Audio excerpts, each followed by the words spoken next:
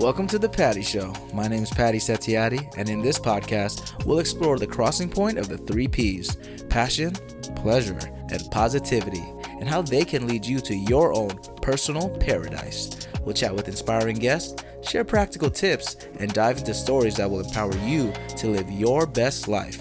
Let's get the Patty Party started. The Patty Show, everybody. Woohoo! Yes. Oh, my great audience. Man, audience got the bling today. Damn.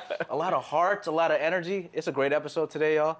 Blessed time on episode 89 of The Patty Show. Your body is on your team, and you know who's on your team? Your host, Patty Settiati. It's me, you know. Well, thank you, studio audience. Welcome back to The Patty Show. You know, I have the privilege of showing you all multi-passionate people that I have the pleasure of connecting with. They bring positivity to this world, and they inspire you to pursue your personal paradise. Man, amazing guests on The Patty Show. I have a great one today. Today, you know, your body isn't the enemy. It's your teammate in building your paradise. That's the little theme and teaser today. Before we continue on the episode, though, just want to shout out my previous guest, the superstar himself, my Puerto Rican brother, actor, writer, producer, director. This guy does it all. He's Monkey D. Luffy, okay, at the Universal Fan Fest. Give it up, my homie with the greatest energy. We have a fun episode. We talk about like swashbuckling. He used to have long hair. It's a really great episode. But Antonio Josh, my boy, shout out to you, man. Keep killing it. Do your thing, man. He's open for work, y'all. If you're looking for an actor, writer, like I said, producer, director, all this stuff, all the multi-hyphenate, hit him up. I forgot his Instagram. It's on that episode, so watch it. There's too much for me to remember, you know. But speaking of remembering things, I have somebody that is unforgettable on the episode. Finally, after 89 episodes, I can finally have him. My guest today is the man with the unmatched style. I mean, come on, look at that drip right there. We'll talk about the outfit eventually. The amazing energy, even at 5 a.m. God damn, 5 a.m., guys, not p.m., a.m. A proud Japanese and Mexican senior tax accountant, okay, with a love for travel and learning as about different cultures, you know, all different backgrounds, all that stuff. A volleyball and tennis playing sensei. Look, it just keeps going.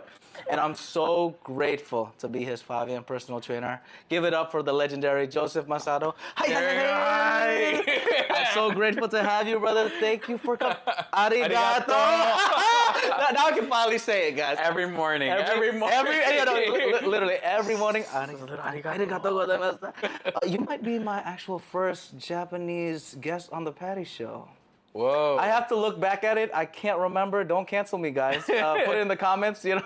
I can't remember, but I say arigato all the time.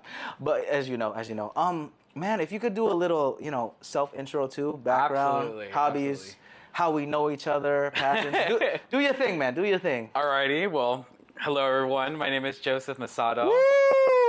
Thank you, audience. Yes, Thank you, audience. They getting a raise Exactly. after this. Exactly. Oh my God, Tyrone. Thanks over there. Tyrone, Jaquan, Rachel, do your thing, girl. Okay. Oh, we gotta teach her how to dance later. Yeah. You know, with the name like Rachel. I know. Rebecca, you're doing your thing though. Good job. Yeah. Joseph Masato, LA native here. Yes. I guess a little bit about myself. I'm currently working, as a senior tax associate. Congrats. Tax Is that advisor. a recent promotion? It's not a recent promotion-esque, but I mean, it's taxes, right? Yeah. We all love our taxes. Tax season, you know. Don't forget to do your taxes. No, for real. Actually, we might have to talk about it after this because I'm almost done with it. But I'm not sure. Okay. I know. We have a lot to catch up on. Exactly. Senior tax accountant. Tell us about your background, though. Yeah, background. I mean, just like Patty was saying, I'm Japanese, but I'm also half Mexican. So my dad is Japanese, my mom is Mexican. Hola. Hola. Hola, you know what I'm saying? Konnichiwa. Oh, look at that man, oh my goodness. Una poquito, right? Okay, I love it. And how do we know each other? Tell them. Oh my God. My favorite, and my only trainer, Don't make me cry. Patty. That's where we know each other. Yeah, Patty was my first real trainer at LA Fitness, and I was working with him. From like February through like June, July. Dude, yeah, really consistent. Dude, yeah. Really consistent. Yeah. Yeah, every morning. Well, not every morning, but like 3 times a week. Yeah, solid 3 times. Consistently. Yeah. Super consistent. Yeah. Rare, honestly, this is my flower section of the Patty Show. Like I said, no budget for it just yet. I'll talk to you later for the budget. But man, you were like I said, this man, I was so grateful to be your trainer, man, from the bottom of my heart. Dude. Your consistency, your energy, early morning, because I'm tired as well. We were both tired. We were looking I don't know how we did that. I don't know how we woke up at like 5:30, 5 in the morning. Goodness gracious, but you always came in with a smile, ready to do anything, and I'm talking anything I threw at him. I remember I put some like extra weight on you for the plank, and then you're just like shaking over there, but I'm like, I know you can do it, and you end up doing it, and it's like the growth that you did from February till like around June or July, whatever it was, exponential, and I'm sure Really you felt it. You literally like were killing every workout, finding a way to just improve, whether it's like an extra rep, extra pounds, or doing like a harder movement. And like I said, I always had so much fun. We always had so many conversations like about life. We had so much. The most random things. Random things. The travel stuff that we travel, love. First gen background type of Absolutely. thing. So I'm so grateful for you to finally have you on the show. So grateful, and just all the flowers to you, man. Just give it to my boy. No. The crown goes to the boss right here. He is the Arigato. fitness mogul. Oh, arigato. Especially coming from someone who never even thought about going to the gym, really. So I appreciate that, man. That's my goal, man. You changed my lifestyle, so it's kudos to you, sir. I'm just gonna cry in the beginning of the show. I'm just so grateful. I'll pay you later for those compliments. Exactly. But no, I'm cash. Yeah, cash. I got you good, of course. Bitcoin is okay. I mean, right now it's kind of Bitcoin's kind of on a low run right now. I'll slide you half Bitcoin, half cash. Bitcoin like that. Okay. I wish manifestation. But that means a lot to me, man. I'm so grateful. Like I said, that's the reason why I became a personal trainer, to help amazing, ambitious people like you. Working hard, man, helping with family. You had no time, so you had to get there at 5 a.m. You know what I'm saying? Get those workouts in, and you were consistent. I'm telling you guys, it was 3 times a week, sometimes 4 if we sometimes 4, if we had some extra time, and those sessions, bro, this man, I wish I would have recorded some clips because you were working, man. The sweat, the shirt, oh my goodness, the pain. What was your give me your least favorite and favorite exercise if you had to pick? Oh, the lunges, dude. Those lunges. Yeah. They're named something. They're specifically named which one? something. The walking lunges? The walking lunges, where you had me go from one side the to walking the other lunges? side 4 or 5 times. Literally the worst. After every session, I'm like, Patty. She's like, we need to talk. We need to talk. I need a break. I need a break. Okay. But you know what's one of my favorite ones to this day? Yeah.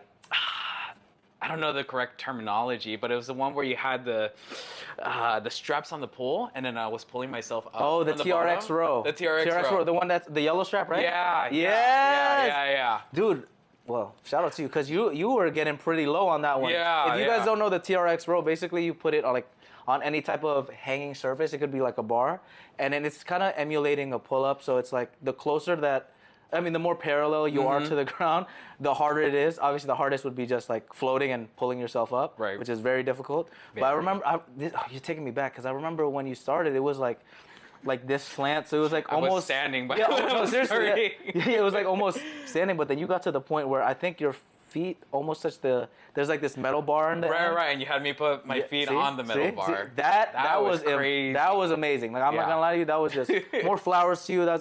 And that's a good one too. I like that one actually. Yeah, that one's one of my favorites. It's great also for like posture correction, because you get a little pull in there. Okay, I see you. LA Fitness, we need more of those. I know. No, seriously, that's the only one in the back, man.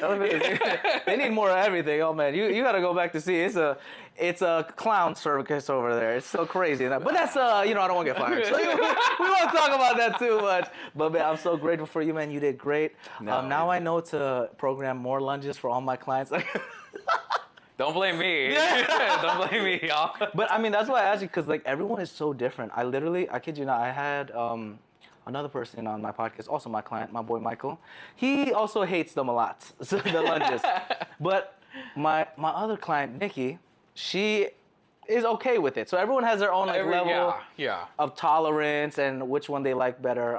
The lunges are, I'd say, 8 times out of 10 though, are usually the brutal ones because, especially, and this is why I'm a gaslighter, low key, guys. I'm like, the reason it hurts is because you're doing it so well. You know, you're doing it slow, great form, full range of motion, like. Mm-hmm. So it's your fault, you know. Oh, it's my fault. Oh, it's my fault. He listens to me. He's a good listener. Personal training is honestly just gaslighting. If you actually like a good trainer, low key. It kind of is. It kind of is, right? Because like the thing is, you do it so well. That's why it hurts more. Like if you did the lunges only like half range of motion, you wouldn't feel it as much. Yeah. But when you would always do this where the knee would basically graze the floor. Right. Oh my, he got so good at it. I'm like, crazy, dude. Like I was better than me. It's like literally imagine the knee is right here and you like barely touch the floor because if you hit the floor, you know, you don't want your knees to get busted. Yeah. They're gonna be like, they're gonna like, were you personal training or personal training? What's happening here? Right. What is that? Right. You know. Right.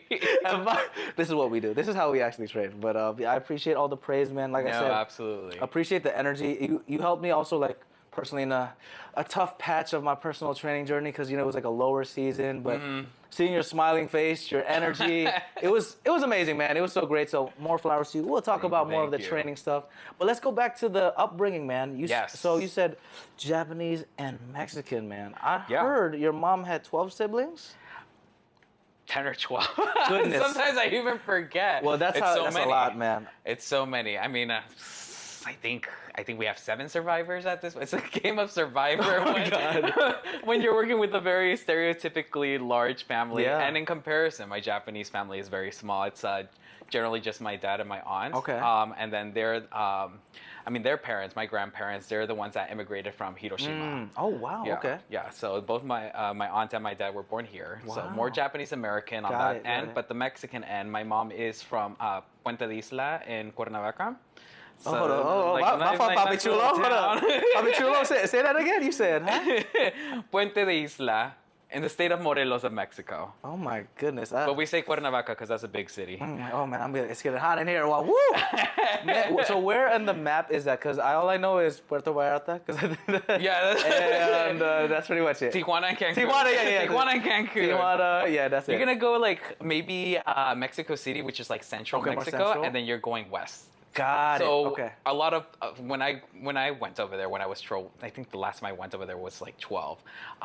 It's been a while. You gotta go back there. I know it's been a while. It's a little hot in Mexico. Yeah. When is it not? Yeah, I mean, LA also it's a super good hot. party. Yeah.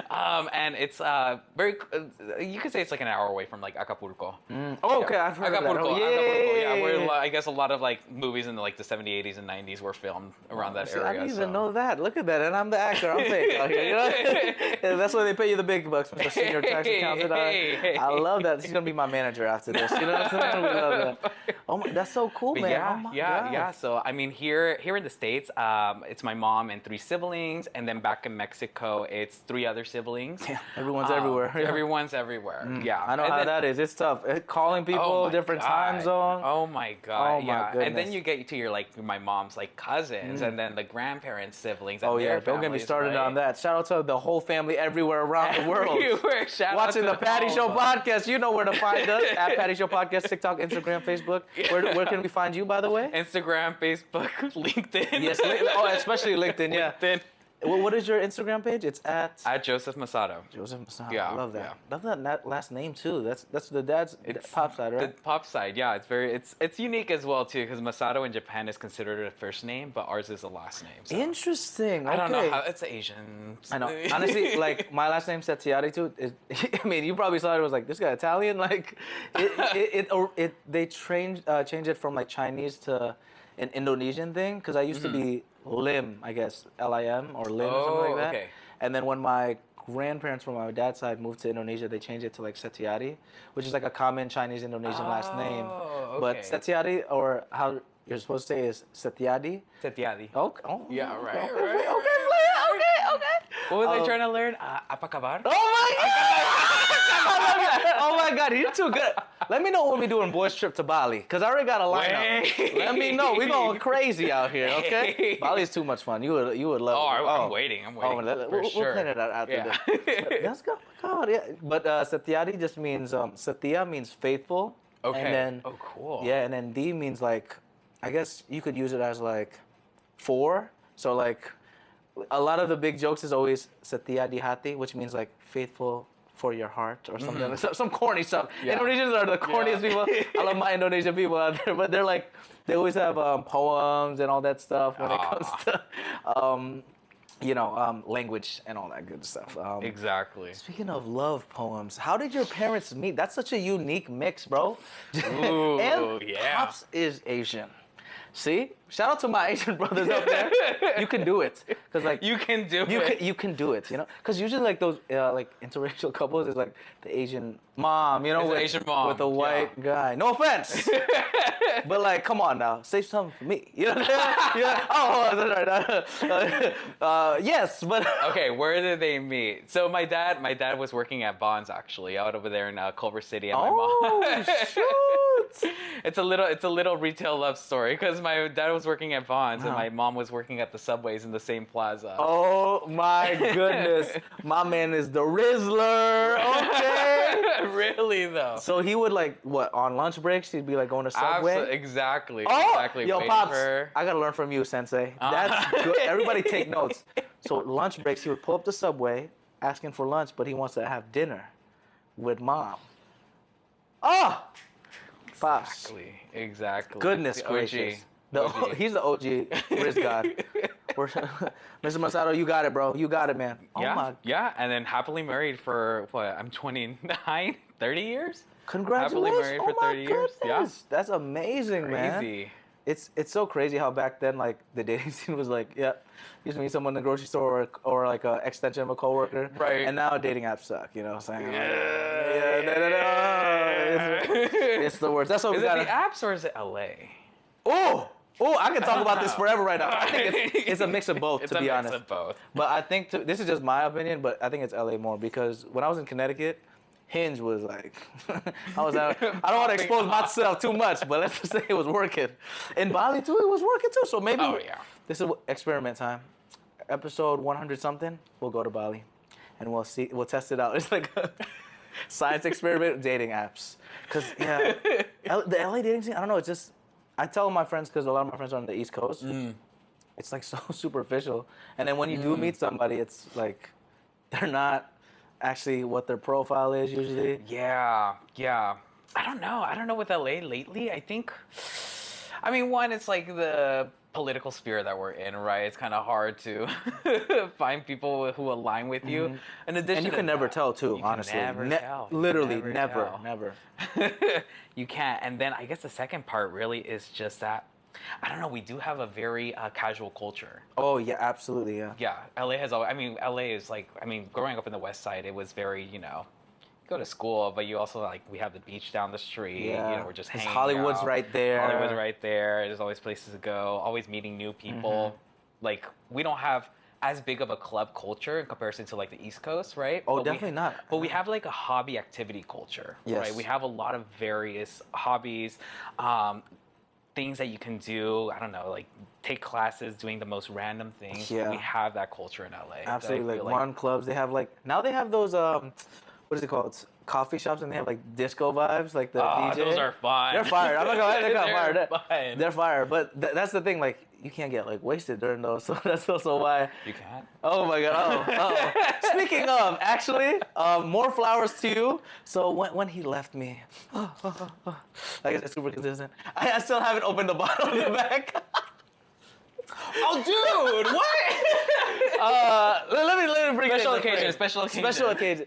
That's how it goes to show I'm a personal trainer. But my boy Joseph hooked me up with this Bad Bull. If you guys have tried it, spicy tamarindo made with agave tequila. Yes. Fancy. Absolutely. Highly recommend. I'm gonna try it eventually. But right now, June's around the corner, my birth month, so gotta stay locked in. Yeah, right. Maybe Bali might be coming soon, so I gotta save that for a good time. How long does it last, by the way? Do you know? Does tequila ever expire? That's what I was gonna ask, because I didn't know actually. I looked on Google. It said it should be okay. I don't know. Does anybody know? If anybody knows, let me know. Does not say anything. No, dude. In a typical Mexican family, we always have like a cabinet just full of tequila bottles. Oh, so that are from like 20, 30 years ago, you know? So okay. What about our when I retire, I'll hit you up. We'll get the. Oh, shots that's on what the you're beach. gonna open it. No. Maybe Bali trip. Well, I'm trying to think of a good occasion, but I appreciate you getting this, man. And also, I should have brought the card. This man puts a note on a Christmas card. The most wholesome message ever on a Christmas card in the middle of July.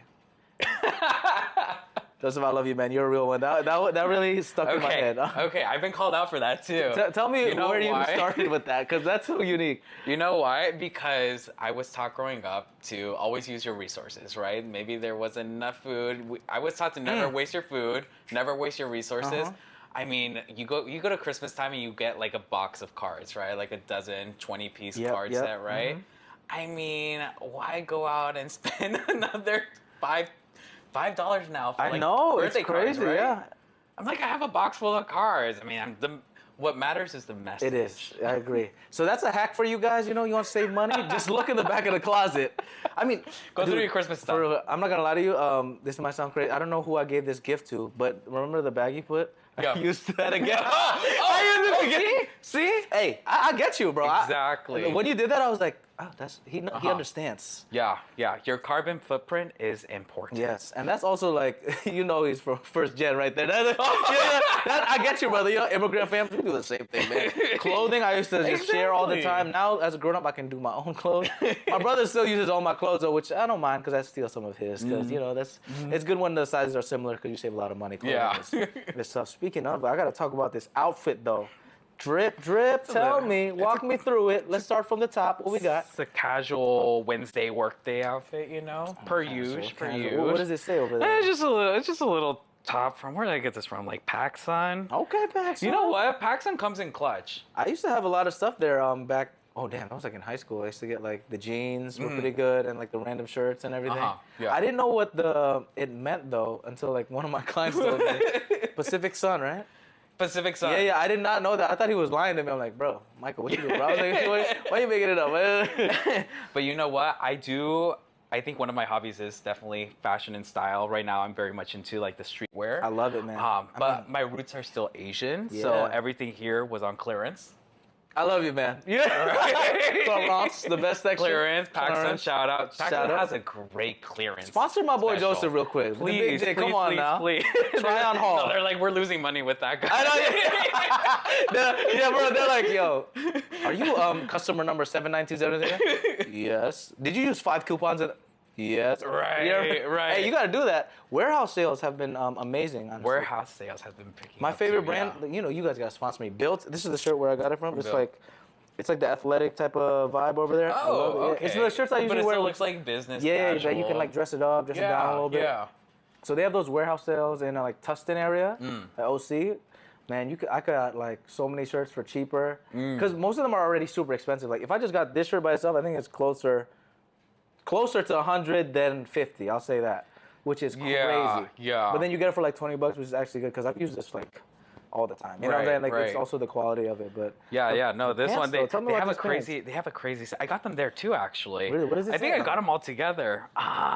California Cowboy. California Hey! Cowboy, right? California Cowboy. Howdy. You know? what I'm Yeah. saying? No, they have a great sale. Like I think once or twice a year, they do. If you buy one, you get 3 free. That's crazy. Buy bro. one, get 2 free. That It's reminds like, me what? of you ever shop in like Hollister before? Or like Yo, I used to save money. My family Clearance rack, yeah. Bro, my family every time there was like the short sale, it'd be like buy one get 2 free or something. Yeah, So yeah. everyone would get like the different sizes. Like, oh my god, that takes me back, man. You buy the extra ones because you're gonna send them off to the course. family. Oh my yeah, bro, he knows. You know the secrets. Yeah. That's No, also right here. I First get, gen. bro. That's man. Every time, that's why like whenever I go back to Indonesia, I have to bring like a spare suitcase of just like damn, I was gonna say in Indonesian. Ole ole, souvenirs. Souvenirs. Souvenirs, yeah. Ole ole is souvenirs. So Ooh. yeah, they have. So you put everything. You put like little snacks, little chocolates, little like pieces of clothing, socks. Oh my goodness. Everything. Everything. If you guys don't know, now you know. Okay? Because I usually travel really light. Like the backpack, that black one, I did like a solo traveling with that one. Yeah. I like to keep it pretty minimal now. That's my lifestyle because I'm broke, you know what I'm saying? I'm the opposite, dude. I'm taking my whole wardrobe. I mean, because you're the style icon. It's a style moment. Being It's able a to sti- come take on now, some for the pictures in pics, Mexico City, which- in Europe, Japan. The pics that you've taken in Japan, bro, amazing, dude. That must have been. How long were you in Japan for, by the way? For that trip, it was a 3-week trip. That was fantastic. 3 weeks? Highly Oh my recommend God, it. 3 dude. weeks was not enough too. I'm actually going this year again in Again? October. Okay, we Dude, might, I have to, we love might have to Japan. coordinate. We might have to coordinate because I might make a visit because I'm so jealous of my brother's girlfriend and like all the like a lot of the fam are there right now. And I'm like, oh, Oh, right. I want to go so bad. It'll be so fun and I can see arigato everywhere. And they'll be sick of me. They'll be sick of me. They'll be like, what the fuck? What is this guy doing over here? Yeah, dude. But it's just for me, it's like keeping up with the Japanese style though. Like their streetwear style is Oh my, elite. elite. Dude. It's on a completely different level right now. Because they like know how to upscale like the whole athleisure stuff too, Right, with the right. sneakers too. I used to be really into like the sneaker game, but those what are they called? They look like Asics, but they're not. Onitsukis? Yes, Yeah, dude. How you know? See, my boy. My sensei. Those are so clean, They're dude. so fire, dude, right now. But that burns my wallet. That's the fire that burns my wallet. Yeah, It's so dude. expensive. You can't find anything cheap over there. Oh my God. No, but it's worth it, dude. Yeah, they're so drippy. Like I love them so much. They look so good. I need a pair of them. If anyone wants to send them to @Patty Show Podcast, let me know. You know, you know what I'm saying. Size 10 and a half. Maybe I'll pick some up for my trainer. I Oh, don't know. man. Oh, I love that. I like that. We'll talk later again. No, but those are fire. And then like the denim in Japan. Denim, what they do with the denim is crazy. Bro, I had such a phase of denim when I was growing up, just because like, you know, it was so versatile. In Indonesia, when I was in school there, everyone used to always have like some form of denim. Right. And then it was like so easy to take care of because like you didn't have to wash it all the time. And they're just like, they look good all the time. You can like dress it Right. up, dress it down. Denim jackets are like my favorite, like the trucker jacket vibe. Yeah, dude. Woo! Yeah. But they do like Canadian tuxedos like on a superior level where it's like it's a style denim jacket. They themselves tailor it, and then right now like baggy pants are super in, right? Which are the best. I love that They're so comfortable. Please hop on. I know. No but- more skinny jeans. I know. I can't lie to you though. When I was doing the Pakistan stuff, I used to have so many skinny jeans. I know, me too. My closet is full of skinny jeans right now. I'm like, what the heck am I gonna do? Yeah, with but it's these? crazy because like fashion's always cyclical. Like a lot of things, Yeah. I feel like it's gonna come back. It's gonna come back. It's gonna come back, and please don't because it's so uncomfortable. Like literally, I remember every time I used to wear them, I'm like, wow, I look cool, right? And then you're like a sausage, like you know, Right. You're like, Right. But remember that came out of like when EDM was like coming out, right? So everybody was like skinny jeans, EDM, EDC festival. Well, that's the thing. Now that's also getting trendy again too. That's why I'm scared crazy. that it's getting back to the skinny jean era. So please, can we slow it down, please, guys? Because that's a little too much. You know, the EDC is good though. Like some of the music and vibes. What kind of music are you into, by the way? I don't think I ever asked you. Right now, okay. So I've been getting into like mariachi music. Oh, Oddly okay. enough. For the culture, we For love the it. culture. And then I mean some of my typical genres. I mean, I'm the type of person who doesn't follow an artist. I follow the songs, right? Got it. Okay. So like my genres have always been like in the pop, reggaeton. Oh, reggaeton, rap, that's my- hip-hop, yeah, Afro beats. Oh all that yeah. stuff. Oh, Afro. Okay, culture. Yeah. My fault, sir.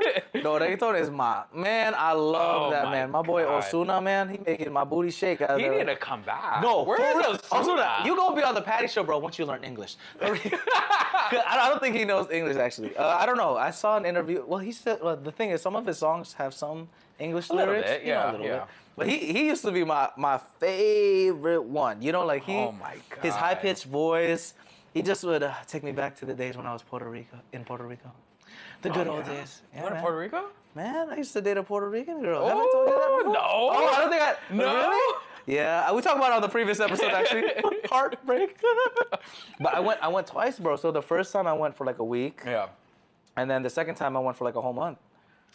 Yeah, met the family, dude, traveled wow. around the whole island. So I wouldn't say I like remember everything, but if you took me back there, I think I would still kind of remember. But oh man, Puerto Rico, amazing, man. Like old San Juan is so nice with like all the architecture over there. They have like kites on the high hill, gorgeous. And then La Placita is like this crazy plaza. People are dancing, drinking, having a fun time. I mean, Bad Bunny says a lot in his songs. To be honest, it is popping, and everyone is so like, the hospitality over there is crazy, man. They're just so kind. They're like, you want another drink? You want another this? You want another? It's just so much fun, man. So I got to go back while I'm single now. So shout out Puerto Rico Airlines. Yeah, bro. Sponsorship. Sponsor the Patty Show. Hook me up. I'll go. I'll do a whole podcast episode over there if I need to. You know, I'll do it. You know, you'll be my director. How about that? Yeah. Bring all the clothes. We're gonna do a fashion thing. That's a good idea right there. Fashion in Fajardo, Puerto Rico. Look at that. Ow. Woo! Caliente, you know what I'm saying? Count me in. Yeah, you know what I'm saying? But yeah, culture. We gotta go back to we keep bouncing around. We're having too much fun with everything. How was it like, man, having like that mix of like Japanese, American culture, Japanese, and like the Mexican culture, dude? That's a lot, dude. I can't imagine. It is. You know? It is. It's definitely a different perspective than most people.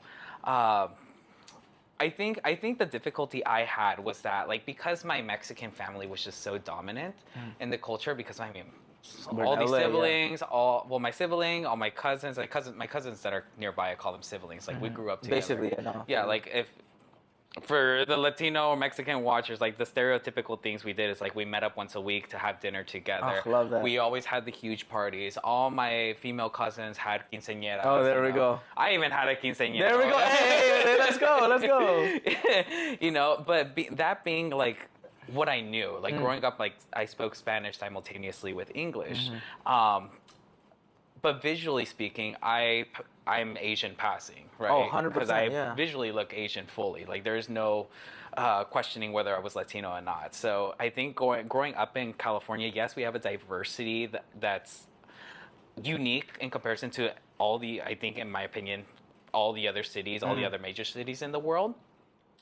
But within that, there's still difficulties in finding like your identity. So that was one of the biggest issues I kind of like, or difficulties I had growing up. It's just like kind of like fitting in because I was considered a pure mixed kid.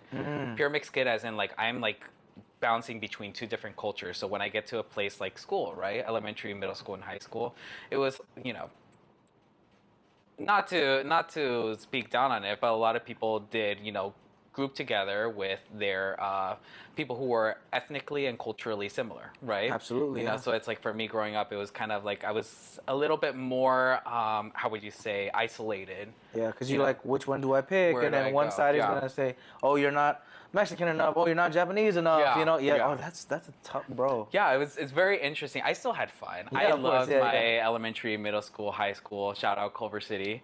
The best school district, in my opinion. You know, and but yeah, I think that also opened my eyes to having a more, I guess, diverse thought process when it comes to culture itself. And it also helped me like love culture in general. Like I love learning. Like ever since I was young, I loved learning about my culture. And then learning about other cultures as well. I love that. Which, of course, led to my love for traveling. Yeah. I mean, man, I feel so many parallels between you and me because, like, I was born in Norwalk, Connecticut, so super, like, white, affluent area, you know, all that stuff. Moved to Bridgeport, Connecticut, where it was, like, super diverse. You know, we got the Jamaicans, Dominicans, Brazilians, Puerto Ricans, all that stuff. But I always felt like being, like, an outsider, too, where, like, I don't sound Asian at all. Some people think I sound black, to be honest. I'm not gonna lie to you. I had a couple, let's say on the dating app, some of these girls thought I sounded black. I kid you not. I think I said it on one of the episodes. I'm like, I don't know that. I'll take that as a compliment because I love all my brothers out there. Right. Know? Black power.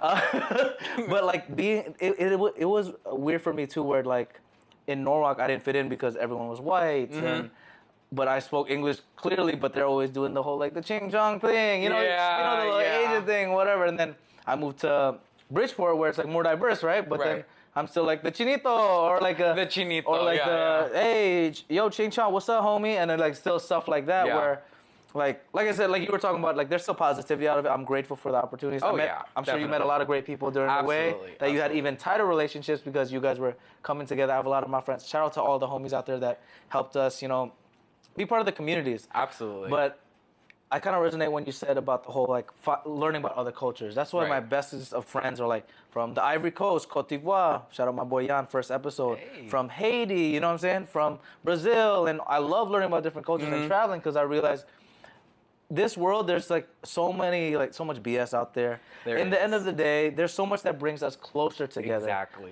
The fact that like your family does that whole like meetup thing. We did the similar thing. That's from an Right. Indonesian family, like bro, completely different countries. Right. Like there's other families that love to dance. Well, Indonesians, Japanese people love to dance too. Like there's so much connecting us, and especially with it. I don't like to get political on the show, but the political climate is so much separation and so It much is. It like is. it's not. It's not what we should be talking about. We should be talking about what's bringing us all together. And, Exactly. like World Cup's coming up. That's exciting to bring people together.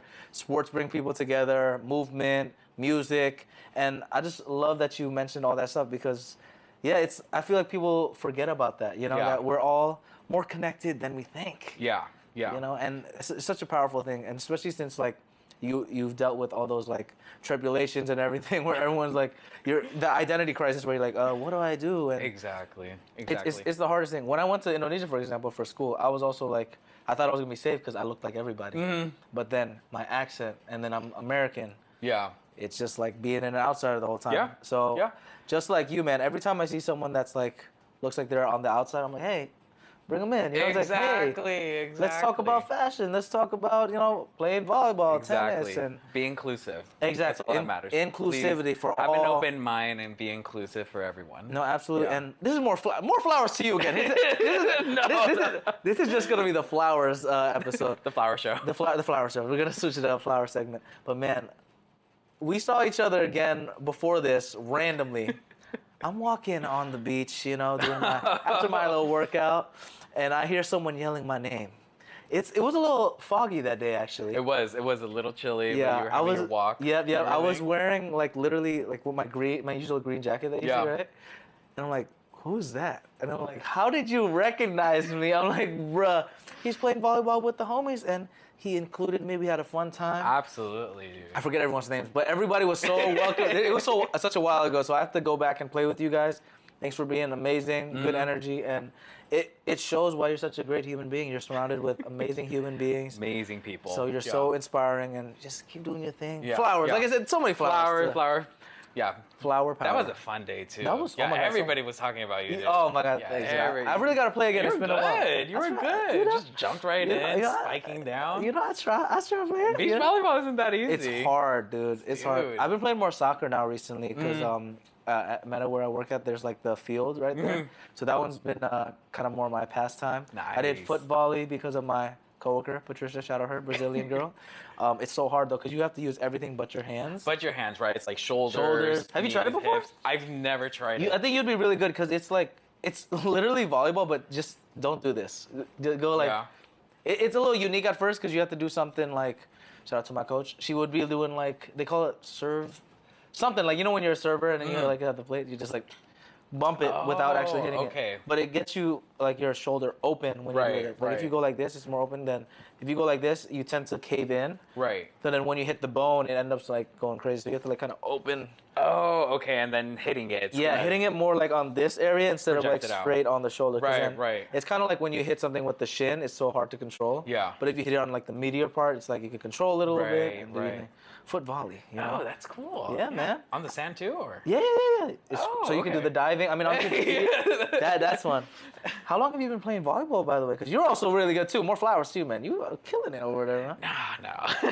I tell people I'm a community member. So, I mean, that group itself, we've been playing for about 4 or 5 years together. Oh my God, it's amazing. Yeah, we started off like a small group of like 6, 7 of us, like during the weekdays too, and it just over Really? time, it's just more people have come and gone. Of Yeah, course, it was but like we switched 15. it to Saturday. 15 something. Yeah, we people. always That's get a like lot. maybe like 10 to 20 people. So on a Yeah. good day, like even 30 people show up. Dude, it was you know? popping. Everyone, good energy, and it was great Really because the levels, everyone was like playing Yeah. competitive, but also not like too soft to, you know what I'm saying? There's like a good. Yeah, A good that's in what we between. always try to promote. It's like it's a community thing. It's like Yeah. we're all trying to distress from the work week, so we come out and play. Yeah. I always make it a point. If money is not on the table, then oh Yeah, oh well. why? You know what I'm saying? Why are you Bragging getting rights, mad? though.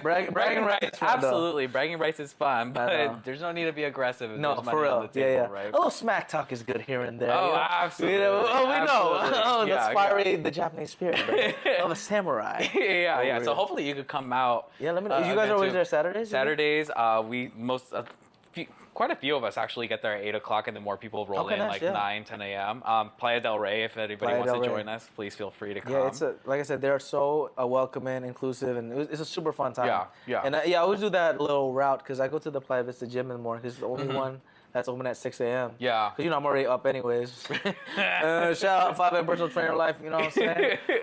So I'm just like, I get the workout in and I'm like, I need to get my steps. Yeah. And they added some like construction in the beach, so when I was going a little bit farther out for some reason. Kind of down south. I guess so. Yeah, more down south. Yeah, I don't know what Oh, they they added. must be doing something at Dockweiler then. See, I don't know the names. Yeah. I'm gonna, you're a native, so I still don't know all the names of all this stuff. I'm like, All these little beaches. It's one too many names. yeah, just like, I'm at the beach, and then you're like, yeah. not specific enough because there's like half of LA is just beaches. yeah. To be honest, so But it's a great workout. It's Oh, yeah. honestly, it's a great like differentiation from like a normal like workout routine, Yeah, no, right? definitely. It's like going to you're not running as much. You're not like as consistent in terms of like I guess the running in the sand, right? Mm-hmm. Because they're stop and go, but it just brings like a differentiation that I appreciate Absolutely. in my life.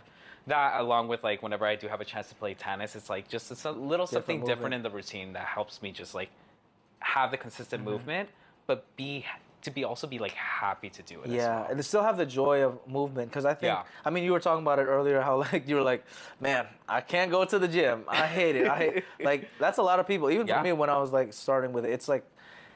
It's still work, you know what I'm saying? That's why it's working Right. out. Yeah, it's still work. It's like, still work, yeah. Even though you love the rows, you're still pulling your whole body. Yeah, It's hard. It's not yeah. easy. The lunges we know you hate, but like it's still like trauma. It's a love-hate relationship Love-hate. at this point. You know, because after like you feel a little stronger after though. You know? Oh, absolutely, dude. The progress that was like it was through yeah. those. Dude, you also 4 or 5 got pretty. months. You put like extra weight on the side too. I forgot how much we put the heaviest on each side. Maybe 30 on each side.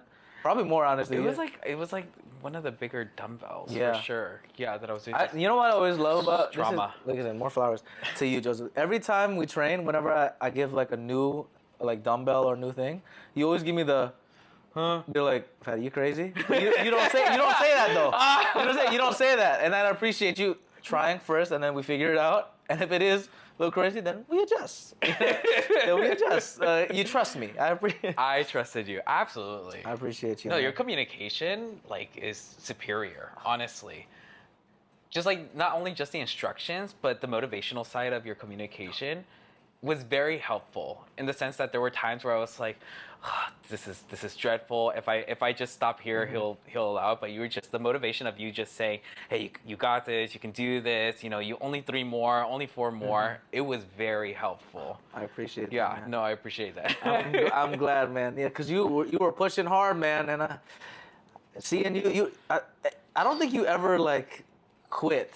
Yeah, you never did. Even when there was a couple moments I was like, damn, this. Oh yeah, there was some. I was like, damn. I don't know how you did that one because some of the wall sits, for example. Oh My goodness. God, and you were Those just are- piling Yeah. on plates. It's like, Goodness, and then like the planks and everything, and like the little ab, you know, your favorite little starfish. oh my You know, God. there we go. Every time. I was Every- like, damn, where's this guy's car? I'm gonna key it. Yeah, After every workout, I'm He's like, after where's where do his you car? park? He's You getting know. a pop tire today. now I know who it is.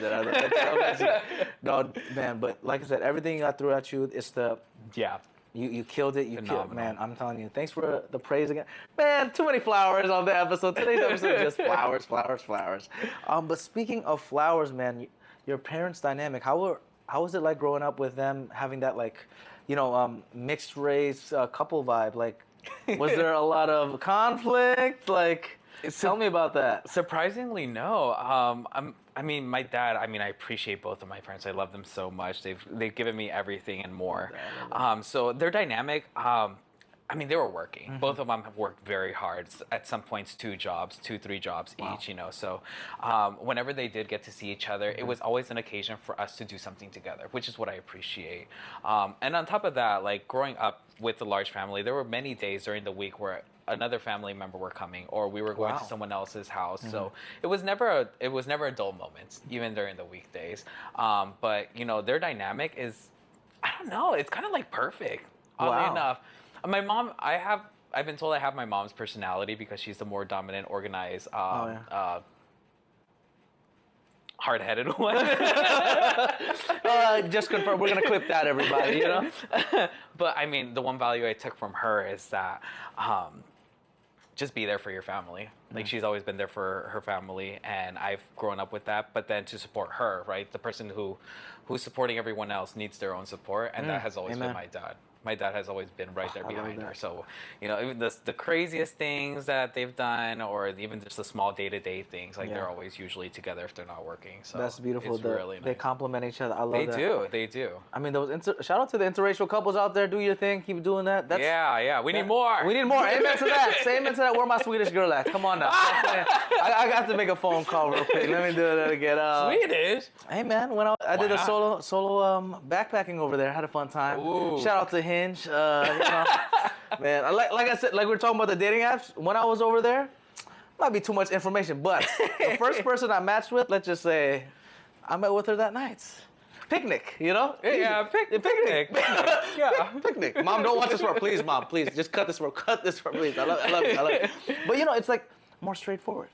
LA, it's not straightforward. It's like, let's maybe meet potentially, and then you're like, bro, what the heck? I have to get like the best dating profile in history. Like, man, it's the worst thing. It's the worst thing. It is, and it kind of makes me envious of like my parents during their time, because it's like there wasn't these apps, right? The iPhones came out when we were younger. So it's like they didn't have none of that. So it was more of a situation of my dad getting my mom's number and then calling up, trying to get in contact with her, but then my mom's brother calling up or answering, being like, what do you want? And then I think there's like a little more charm, and that's why a lot of those relationships last longer, unfortunately, compared to, like the modern era and stuff like that. So yeah, it's tough. Shout out to praying for all our homies out there that are dealing with that.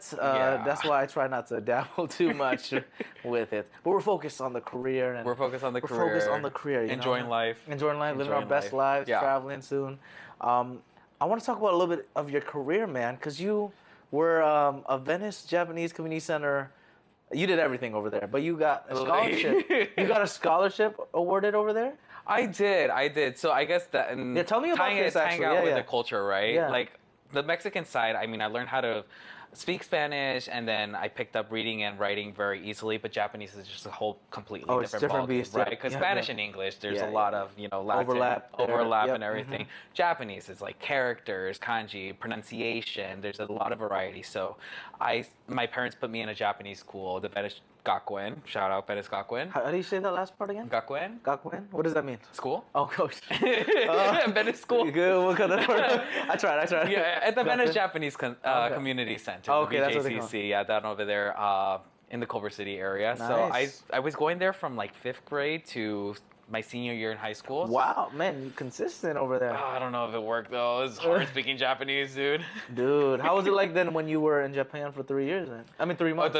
3 weeks. 3 weeks, sorry. 3 months? I was like 3 months. I was like, never mind. 3 weeks. Yeah, I'm kind of down for 3 months. I know, 3 months would be nice, yeah. Yeah, it would be really How was it like then? Were you, conversational? So? It was conversational. I was really happy to be there because, I mean, in every situation that I was in, going to the convenience store, the restaurants, I was just using kind of like my conversational Japanese. A lot of the words and a lot of the vocabulary that I learned at the Japanese school stuck with me, so it was a lot easier. And then, like, just as I was talking more and more, I was picking up a lot more. Awesome. That was the best part. By the end of the trip, I was like, damn, now I can actually have a conversation with someone and I'm gotta go. Wow, yeah. Well, now you gotta go back, right? October, right? Exactly. How long are you going for October? In October? It's gonna be a family trip, so we're going there for 2 weeks. That's awesome, dude. My mom's first time and then my dad's second time. The last time he went to Japan was, I think, when he was like 2 years old. Oh my goodness, this is gonna be a big moment. Oh man. yeah, it's gonna be absolutely fantastic. That's gonna be a fun time. Blessings to you guys. Absolutely. I don't know that much Japanese. I know from like, you know that Bad Bunny song, Yonaguni? Yonaguni. Yeah, he's like, Doko ni masu ka? Doko ni masu ka? What does that mean? Is it like... where is it at? Yeah. That's all I know, to be honest. Doko ni masu ka? Something like that. That's what he said at the end. I don't know the other parts, because he also speaks Japanese on that one. That one is... That's it. Shout out Bad Bunny. Song, though. That song... They put that song up in the club? Ooh, that's what gets me my feelings now. Right. And he's like, culo grande or something like that. There's like a line, like something like that. Oh, you know what we need? A Bad Bunny Ozuna collab. Amen. Right? Yeah, I think the last time they did it was when they had so many other collabs. Te Bote. Oh. Yeah, but that one it was like everybody. Yeah, so, that was like 4 different artists, right? Maybe 4 or 5 out of this. Oh my God, you know Te Bote? Of course. Te Bote. Oh my God. Hey, come on. Hey, come on. Shout out Moves to my LA and becomes Latino. Of course, shout out to my Dominicans out there too. Mm-hmm. Man, I gotta make some phone calls after this. Dude, you make it. Man, Joseph, why'd you do this to me? Mom, don't watch this part, please. Now I'm getting canceled over here. Let's go back to the community center, though. So you got a scholarship there, and you were just basically a student there, and like a student. But then I wanted to stick around and just help out. The school is a small school, right? And it focused more on students that were not native Japanese speakers or coming from like native Japanese families. Like the West Side area of Los Angeles has various schools, but various Japanese schools, but they vary on your native ability. So this school specifically was more focused with either mixed kids or kids who didn't really have a Japanese household. So it could be like a white guy? Literally. Yeah, exactly. It was very open. It was great. Yeah. Like the friends I made there, some of them were Japanese, some of them weren't, but we were just all there enjoying our time there. So after that, I was so grateful for the scholarship, and I was going to Santa Monica College, community college at the time. So I was like, I have a little bit of time. Let me stay there, help out. So I was starting off as a teacher's assistant in the little kids class. We call it Y1, Youth 1. Okay. And then there was a time that they needed an interim principal. Yeah, so I saw that, man. Wow. Interim principal. He called me the boss. Look at him. He's the boss over there. Yeah. Bro, how did you not lose all your hair from that stress? Because there's no stress. Really? Okay, I have a very open heart to education. I think that education is one of the most important things in our life, especially for our youth, right? So I was just happy to be in an educational environment, right? I think, at least for me, being able to teach someone is it's a grateful thing to be able to do, especially teaching a younger generation. Yeah. Which is what I try to promote as much as I can, even today when during my work service, but I decided to stay on because I was like, this is going to help reinforce my Japanese linguistic abilities, but also kind of bring back the way I was taught. I was very appreciative of the way I was taught, which was very just a classroom of mixed Japanese and English speaking. The teachers would speak to us in Japanese, but give enough information in English for us to make the connection between the words. Beautiful, yep. Because the way we speak English is turned around when it comes to Japanese. Yeah, there's a completely different structure to their sentence. The grammar and everything, right? Which is probably why if you don't continue speaking it, you tend to lose it. Type of language. At least in my experience, it has been, and it still is a little bit difficult to maintain the Japanese language ability. But I appreciate my time there, and it really just set me off into kind of my career too, because I guess you would consider that my first job. Yeah, no, seriously, yeah, because the work you did over there, man, that's amazing, man. I remember, I think your number is saved under. My number is saved under the Venice thing. Yeah, their website. So I keep getting calls to this day about parents interested into the school. And then you're like, sorry, I have to redirect you. I apologize. You're like, keep learning, stay in school, kids, but let me connect you to somebody that can actually help you. Yeah, I'm like, there's availability. Here's the office number. Yeah, no, seriously, yeah, man. But you went to Culver City High School, bro? Culver City High School. Shout out. What is your mascot? The centaur. We were the centaurs. A mythical creature? Yes, mythical creature. Wow, how did they pick that? I don't know. It was a mascot when my dad went to that high school. Oh my goodness. Yeah, so my dad, I think we went to the same elementary, middle, and high school. I went to Linwood Howe you're like a legacy kid, dude. Culver Middle, Culver High School. Yeah. How was the pressure since everyone already knew you were your dad's kid? How was it like over there? I had a great time in high school. Yeah. I mean, Culver City is just, I don't know, I thought it was different from many other schools. It was very diverse as a school itself. I think during my years, our school was nationally recognized for being one of the most diverse schools in the country. But just like, I think the casualness and slower speed of the Culver City area in general, right? Culver City is considered like kind of like a mini spot in this like massive like urban city, right, of LA, absolutely. where things are just a little bit smaller, a little bit slower, a little bit more graceful. And I appreciated that in my kind of like my school years because, I mean, yeah, the pressure was there to go into good schools, get good grades and all that. But we had a culture of like enjoying ourselves after school too. I mean, I made some really great friends there. There was always time to go out and do something after school. And just be around the city, you know. So Be I outside, miss it. Be outside. You know what I'm saying? Shout out Culver City High School. Culver City, yeah. You also got a scholarship from Victor and Geraldine Terry. And then Santa Monica College. Oh, all these scholarships, man. You really Hey, educated. it helps out trying on your man, homework, you know. You and me are the same. I think we switched that birth or something because if I see a scholarship, if it's free, it's good for me type of thing. Exactly. You know what I'm saying? Like, give me It's that free, it's good money. for me. Give me that money. You know what I'm saying? Oh Yeah. my goodness, bro. And I also saw that you worked at Party City, hustling out I there. guess so. Yeah. That takes me back, dude. Dude, how was it like working that? R.I.P. Party I know. City. Are they not a thing anymore? They're not a Oh, thing. really? They Oh, went God. bankrupt. Yeah. Damn. Yeah. Completely gone. I mean, I guess it's such a seasonal thing, really, because like Halloween It is is. peak season. Maybe like Christmas, maybe, but then they go to the other stores.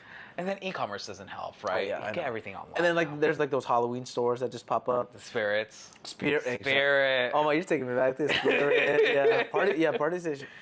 Rest in peace, Party City. Maybe in we can peace. make it Patty City. I'll buy out the rights to if I have the money. Yeah. Let me ask my accountant friend or let's punch You're the in the numbers. red, sir. Oh yeah, you don't got a romantic. You're in the You're in the negative, sir. We don't even have enough money for flowers, so I don't know how we'll have money for a whole Patty City. Yeah. Yeah, that'd be kind of crazy, actually. Well, maybe one day, Patty Show City, manifestation. But yeah, Santa Monica College, dude. So Santa Monica how many College. years were you there? And you did like accounting, I heard. I and- did.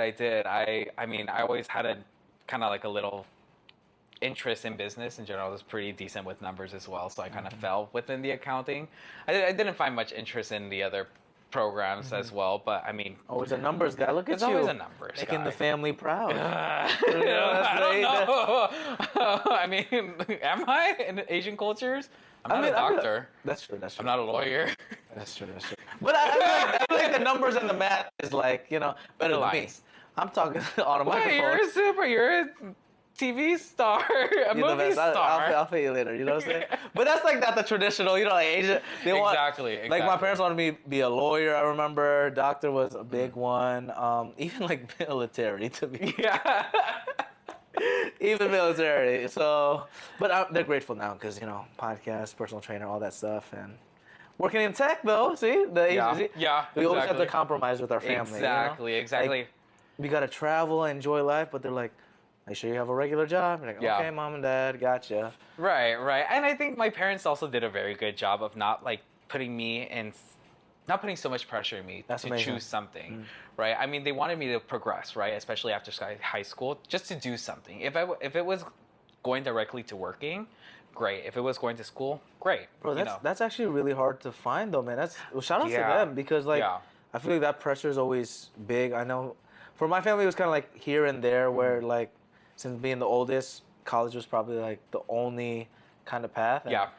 I picked shout out Fairfield University, the one with the most scholarships. Like I Yeah. said, you know what I'm saying? I was commuting my first 2 years, saved money, I became an RA, saved money again. So I mean, I'm grateful, of course, because I met so many amazing people just because of college. But not everyone should do it, to be honest. Whether you don't Highly have agree. money, it's like if you want to go straight into like a business venture or maybe go be a plumber or something, you don't need college. So it's finding that balance of like not forcing your kids, but also giving them options. I think is super crucial. And it looks like your parents did a great job for you, man. They did. Shout out to them, man. Flowers. Yeah, no, that's what I always tell people too. It's like I think they just gave me the right tools. beautiful. The right tools growing up. Be respectful, be courteous, be clean, be responsible for your own thing. Be clean, facts. Be clean. Facts. Come on. Come on, guys. Come on, guys. Especially in the gym, we've seen. Oh. Oh, Lord. God. Oh, Lord. You know, in the locker room. Oh, there's interesting smells all man. up in there. Oh, man. Goodness gracious. Oh, my We want to pray for everyone out there in the locker room. Yes. Please wear sandals. Please do. Please. Like, I don't care if you're in the sauna. I don't care if you shower. It's nasty, guys. Yeah. And thank you to our cleaning friends who try their best. Shout out to them. Oh, my the goodness. cleaning They kill it. crew. Especially in the morning. My boy out there, I don't know how you do it, bro. Like, it's so stressful because, like, people are nasty. Yeah. We're nasty. But when I used to do the split shift, though, the worst time would be afternoon, like 5, 6 o'clock. Because everybody's coming out of work, Yeah, right? and then So it's also packed. like reckless because everyone starts leaving to like front desk and everything. Yeah. So it's just like a rodeo in the back. In the back, it's messy, and then in the bathroom, it's just. So take care of your cleaning staff. Clean after Please, yourself. please. Be clean. Be respectful, like you said. Those are Yeah. some great values that your parents Yeah. instilled, and like I said, Definitely, very definitely. respectful, man. But you weren't in Santa Monica College for long, though. No, I did transfer to Cal State Dominguez Hill. Woo! Shout out to them over there. Shout out Toros. Yeah, so I spent 3 years there.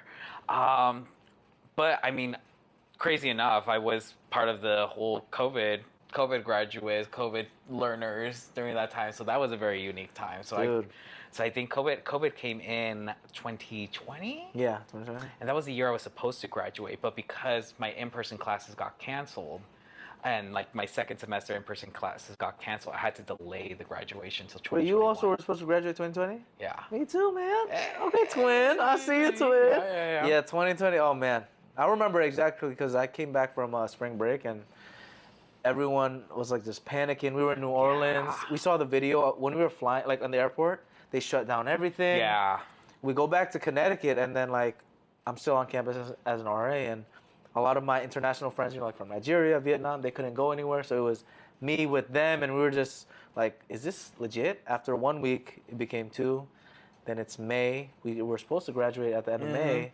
And they're like, oh yeah, it's not gonna happen. So No. Talk about survival mode. It was crazy. That was man. survival mode, honestly. Dude, that was an insane time. I still can't fathom that, to be honest with you. Like, Yeah. But before all that craziness, you were super involved though, man, right? Wow, you really did your Yes, research. I did. Your due diligence, what we call in the industry. Yes, of course. Latin Student Association, man.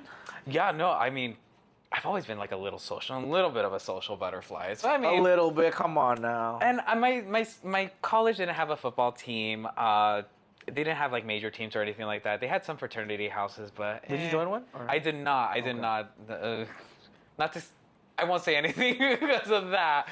But the alternative was like the school clubs. So I was very involved with like That's the school good. business clubs ultimately. Oh, that's awesome, man. Yeah. So I was with I was like the president of the Association of Latino Professionals for America. Okay. Okay. That's Alpha. pyramid alpha. Woo. If you guys would love a business resource to connect and network, the Alpha organization is across the whole United States, even internationally. Yeah. And it's just a great resource to meet, network, find jobs, find great candidates. Yeah. It's a really great That's amazing, man. opportunity. I think it's also really powerful for you because, like, when we were talking earlier about like the identity stuff, Yeah. the fact that you became the president of like the association, Latino bro. association, You know what I'm saying? Like, yeah. you like claimed yourself like, hey, I'm 100% Latino. I'm 100% Asian. Yeah. Like that's That's bro. how- That's power right there. You perfectly said it, Dude, too. no, yeah. when you said I got goosebumps thinking about it. That is dude. When I read that, I was like, this makes so much sense. You, like the fact that you're like, I'm claiming my, and I am. Yeah. You know? and Oh to my- just be part of like just a community. Like it Yeah. was a community. I mean, I was a part of like some other organizations there, like the business organizations, like Finance Society and the Accounting Society.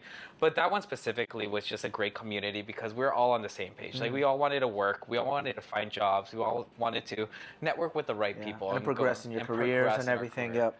But as scholars too, so we also wanted to have fun. Of So the people I course, met yeah. through there is just like, yeah, 1 minute we're like getting ready for a seminar or inviting a guest. Yeah, interviews. And at the same time, we're planning like, oh, where's gonna be the next outing? you Yeah, it's know? like, where's the beer pong Where's gonna the be party at? You know what I'm gonna saying? be? Where's the patty party Yeah, gonna be? yeah, You know what I'm exactly. saying? Exactly. Oh my god, is that how you got the Sony tax internship though? I did. Oh my god.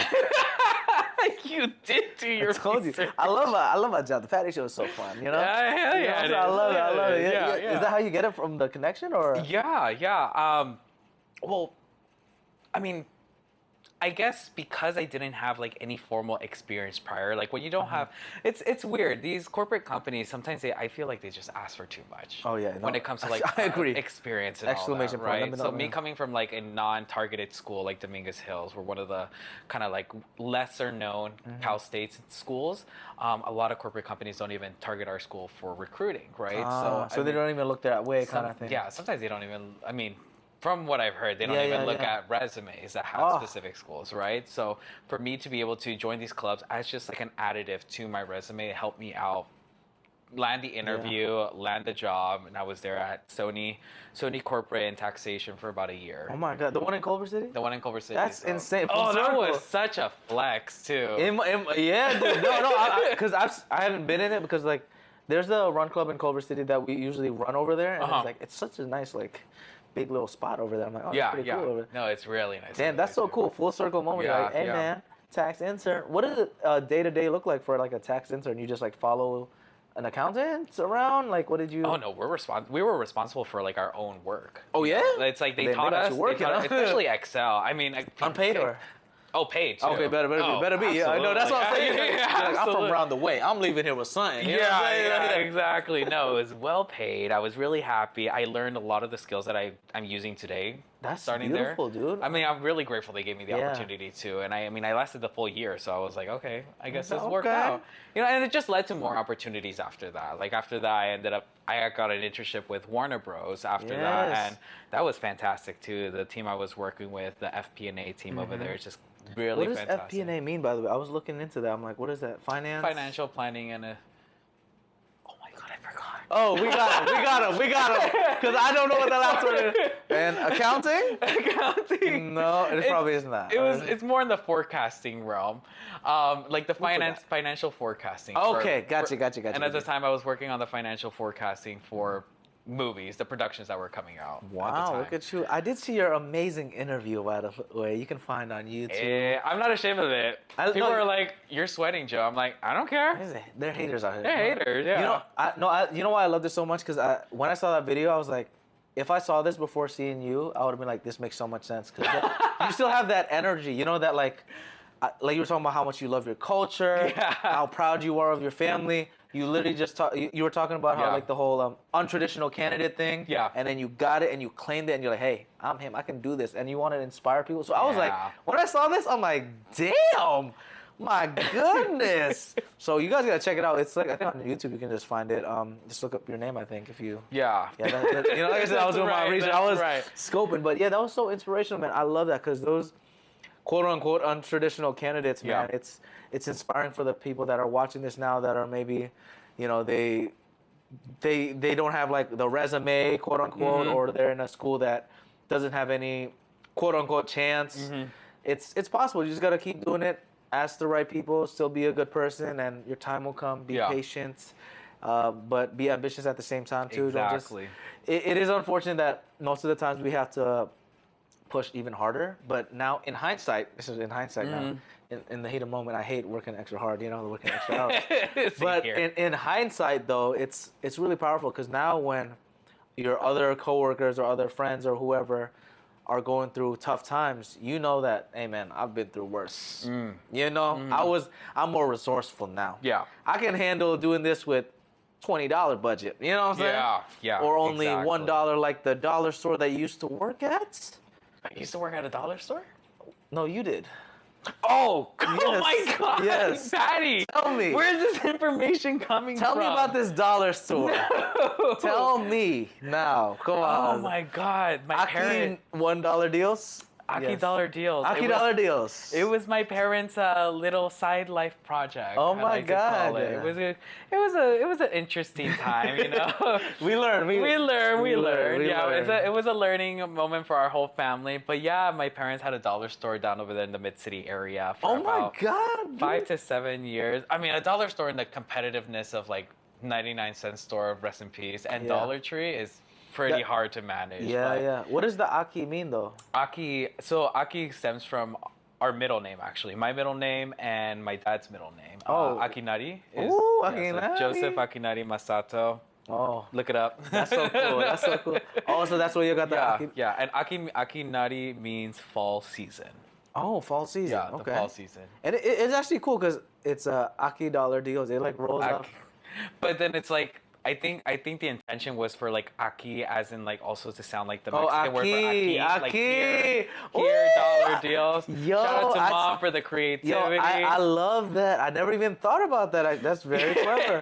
Well, if you guys are trying to run it back, you're like, that's too much headache right there. In today's economy. I mean, the thing is now everything's on Temu, so everything is already dollar deal. Yeah. So it is super competitive market right there. Yeah. But it was really fun though. Yeah. No, because I was like, wow, this is so unique. And you have so much like unique life experience that I'm sure you've used a lot to grow to become who you are today, man. Doing all this stuff. I want to talk about this research challenge, though, man. What is this? It was a CFA? It was a CFA competition. What does that stand for? Chief Financial Advisor. Yes, thank you. Certified Financial Advisor. Yes, I think so. It's just another finance thing. There we go. I just legitimately did not know what CFA was. I'm like, Chinese, France? I don't know. I was like, it's a license. I believe okay. it's a license. It's like the equivalency of like a CPA license or like a law, the bar license. Right? Oh, yes. For but law, in terms of like financial advisory or financial analytics, I think you go. So what is that exactly? So you did a research competition, or yeah, it's basically taking Avery Dennison, which is oh my god, this is years ago, Patty. You know me, this is what I do, my research. I have it on my resume just because. Yeah. He's like, damn, I didn't know I was gonna get a quiz on the Patty stuff. But it was just like kind of like determining whether the stock of this company, whether you should buy, hold, or sell. Interesting. And then you're competing amongst other schools as well. Like our school is competing in the LA area amongst UCLA, I think Fullerton, Northridge, a lot of the other schools. Yeah. So Okay. it was a great opportunity. The team that was the people that put the team together were part of the finance society in college, and I was really good friends with them. So they're like, hey, we need a 1+ or one more to make the full team. And I was like, okay, why not? Damn, bro. I think that mentality is like a key trait of mine. It's like a why not mentality. So you've done a lot of stuff, which honestly, all the different. But that's how you get those opportunities, because exactly, like you were talking about being like the quote unquote untraditional candidate. That's how you get the leg up, because you're just ready to do anything. Yeah, you're ready for any type of trials. You're like, hey, I've dealt with something worse before. I'm resilient. And no, that's so cool, man. So give me some financial advice then. How do I get $1 million in the next 6 months? What stock should I put my money in? Any recommendations? What stocks you should put Yes. in crypto? Don't put it on Bitcoin. Not right now, I'll tell you that. Unless you know something that I don't know. I don't know. Any recommendations? Oh, I don't know. Don't spend beyond your means. I think that's something that I've always kind of like had in the back of my mind. And don't be wasteful. I guess, yeah, because I think us as a consumer culture, we tend to buy more than what we need, right? I mean, I'm kind of a hypocrite because I buy a lot of clothes. I love the acknowledgement, though. I'm a clothes. But he goes to clearance, though. Clearance. Yeah, yeah. Because at least you don't do like, the thing is with people that do the high fashion stuff, it's like they go straight to the front rack of Gucci. And like one shirt is literally your whole outfit times 20. You know what I'm saying? Like, it's insane. So like, I could never do that personally, to be honest. I'm like, I mean, unless I'm a trillionaire, that's a different story. But if you're a trillionaire, at that point, you might as well just, like, what do you do at that point? I don't even know what they do. I don't even do their tax returns, right? That looks great. But once you're wealthy, they stay wealthy. So they're doing something. That's the tea right there. there. I mean, I guess in terms of like the advisory on a day-to-day person, your normal day-to-day person going to work, if you have the opportunity to save a little bit of money and put away some money for retirement, why not? It's just a safety net for the future. And what are those accounts again for the people that don't know? If you're working with a company, usually that is your 401k or a Roth 401k. which is contributions you make after tax, which in short, basically, if you do a Roth IRA or a Roth 401k, once you distribute the money when you're retired. Yeah. What's the age again? It's like 60? 59 and a half, probably. Something like change. that? Yeah. Some change? Okay, something like that. I should know. Something like that, okay? ChatGPT. Yeah, Wait, no. Google it. Google it. Just Google it. Yeah. But you get to take those distributions tax free. And usually that's through the 401k, right? That's usually through your company, or if not individually, you would do that through your Roth or your regular IRA. And try to, just try to contribute as much as you can. The sooner you do it, the better. Yeah. I think. And then it compounds a little bit. Yeah, it compounds a little bit over time, and then at your workplace, sometimes they'll even match your contributions, give you some other benefits like that. So, but ultimately, it's just a budgeting thing. If I myself, someone who definitely keeps track of my budget as much as I can. I mean, traveling is a little pricey. Tough. It's tough. Yeah, but sometimes you need a range. How about that? You know what I'm saying? Yeah. I'm like, it's a range of like balancing how much you want to save right now, but how much you want to enjoy right now too. Like it's interesting. Like right after college, and especially going through the pandemic era, coming out of it, I was like, okay, I do want to work, but there's something missing here. So at first I was saving, a lot of what I was making, but then I'm like, well, do I really want to wait till I'm retired to enjoy my money? That's true. I mean, that's a good mindset. And I kind of tackle with that too, because you also like never know. It sounds morbid, but you really never know when's your last day. Exactly. And like I said, don't want to get political, but this world is not getting any better. Yeah. Let's be real here. But that's where like it's good to have, like you said, the safety net to contribute as much as you can, but also like find the balance, because life is too short to not enjoy it, travel, see family, make new connections. Go to Bali, go to Tokyo, go to what's your mom's place again? Morelos. O Puente de Isla. That one. Go to Acapulco. Yeah. Wait, don't go to Acapulco. He's like, I don't want to. Not right now. Not right now. Okay, yeah. Not right now. Yeah, but like I said, the world is kind of crazy. Yeah. So try to enjoy your life. Yeah. But that tax thing is also really important, because most likely, if you're that age, you're in a higher tax bracket. Exactly. See, So right now you're contributing it, and you're getting taxed on that money in the tax bracket. Usually when you're someone like us, right, 25, 35, we're in the lower tax brackets, and unless you're already up there. Well, wow. It's like, must be nice. Must be nice. Like, talk to us. My phone number is, and then you can find his phone number at the Venice. Literally, the website. Yeah, just find the website and then text him, and then we'll make a group chat together. How about that? Sugar mama, sugar daddy, whatever. We don't care. We don't care. Bank of America. Just slide it this way. But no, that's why it's good to have that balance of saving, but not being too aggressive with it. But everyone's also different. There's some people that like legitimately just be like, hey, I'm maxing out my Roth, and I'm maxing out my other savings, and like I said, it's just like in fitness, it's not a one size fits all. You have to kind of have an expert to tell you what he recommends or they recommend from your different circumstances. And I connected a lot with fitness because, like, even though I've been, almost 2 years since I've been a personal trainer, so blessed. Yeah. All my clients are so different. Everyone's unique. Yeah. I've never had any, even if they're siblings. Literally, I have 2 girls that I train, the siblings. Shout out to the Friedberg sisters. I had one of them on the podcast recently. Okay. They're completely different. I can't give them the same weight, the same movements, the same everything.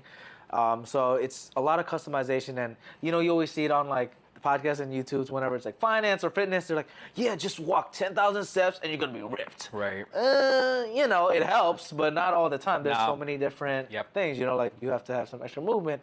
Diet has to be on point. You have to eat, so it's always customizable. Same for the finances, too. Just because Roth IRA is great doesn't mean everyone has to put the max, or exactly, and exactly. Some people just are like YOLO and like, hey, I'm just gonna invest in myself in a business early, right, and then hope for the best, and hey, maybe that's works. Right. And then on the contrary too, if you're someone who tends to spend a lot, or go through your checks and just kind of spend them on your lifestyle, maybe it might be a good choice to just draw back a little bit. Yeah. Draw back a little bit on those expenses, right? Don't put your card down if you're paying every single time for you, your friends, your family for dinner, right? I think that was I guess one thing that it's interesting in our family. Whenever one of us cousins get a new job, and we get our first check, it was expected for us to take the whole family out. I feel like you're talking about my family too, bro. Like, I swear to God, bro. Like, I'm like, wow, my check has come and gone. yeah, it's like a magic trick, you know? Magic Masato. Yeah. Wow, you know? Yeah, and it's tough too, because like you do want to like, you know, give back to the fam. Yeah, your and I friends think, and everything. I mean, I'm also like, we talk about this off camera about the whole like, you know, financial craziness with family. We love them and you want to support them, but it's hard finding that.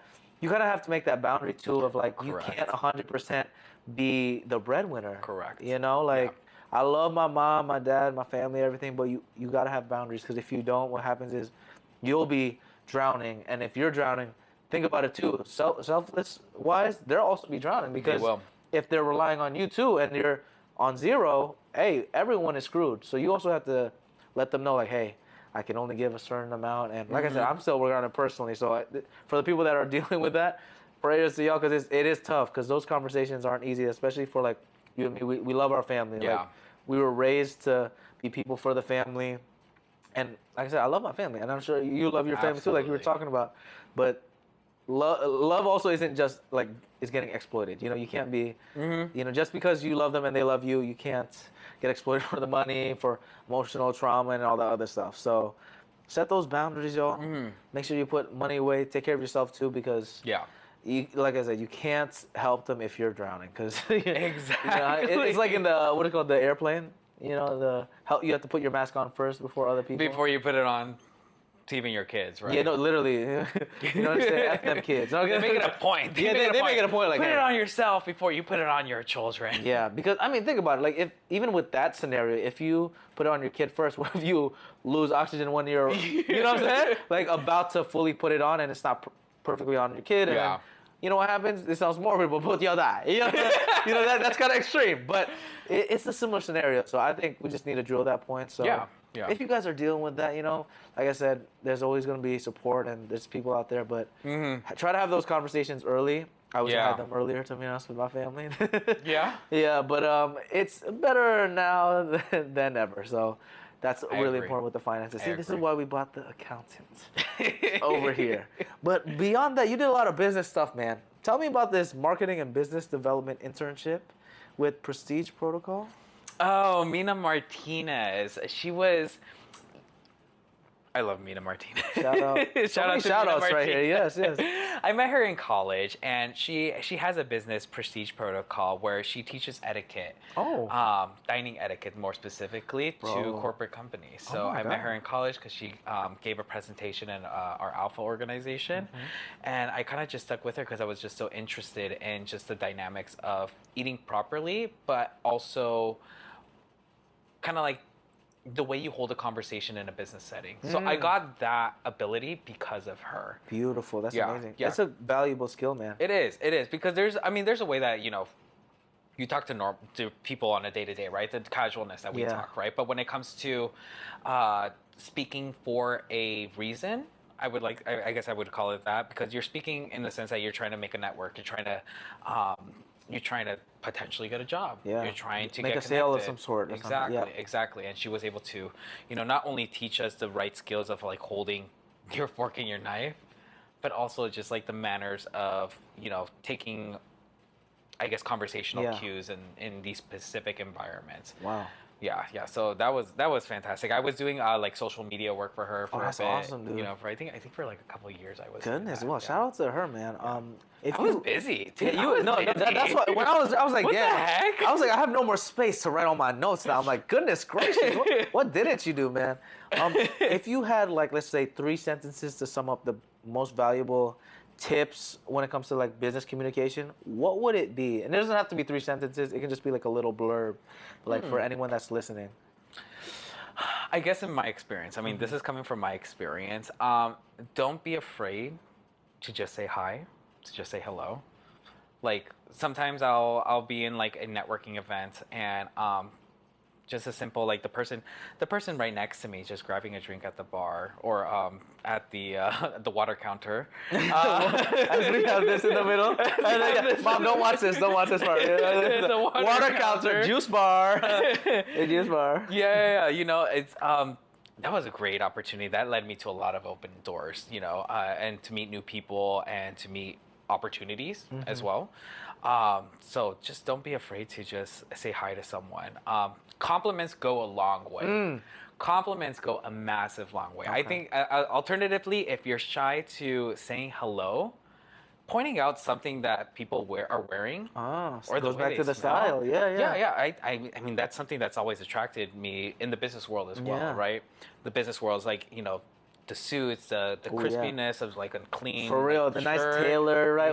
Exactly, yeah, exactly. Oh, I need to get back into that. I know. I gotta get back into it too. I miss doing that because I used to be president of a club called Distinguished Gentlemen on campus. I know, a little fancy. Okay. But we basically just like, you know, promote healthy masculinity on campus. So we did things like, International Women's Day. We had like a rally for all the student leader women out there on campus. Really? A rally against domestic violence and stuff like that. Yeah, so it was super fun. I'm so blessed. We did some funny skits that are kind of cringy. I'm not gonna lie. Don't watch it. Don't look that one up. That one I'm not proud of. I'm gonna go find that now. Oh my God. Go find that now. I think you can find it. It's kind of bad. But it's like those skits where like I'm in a group of friends and everyone's catcalling the girl, and then the first scenario is like I'm quiet about it, whatever, ha ha ha. Second scenario is like what's supposed to happen, where like, I call them out, and you know, like it's a little corny. I'm not gonna lie. Don't find it, guys, please.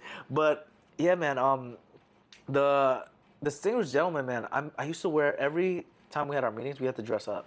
Oh, so we had like the whole suit and tie type of vibe, or like nice loafers. I used to wear Chelsea boots every time, dude. Yeah. All the suede. I had like a green pair, a tan. I even had a pink. Bro, fire, bro. I had this like pink tie to match with it. Woo!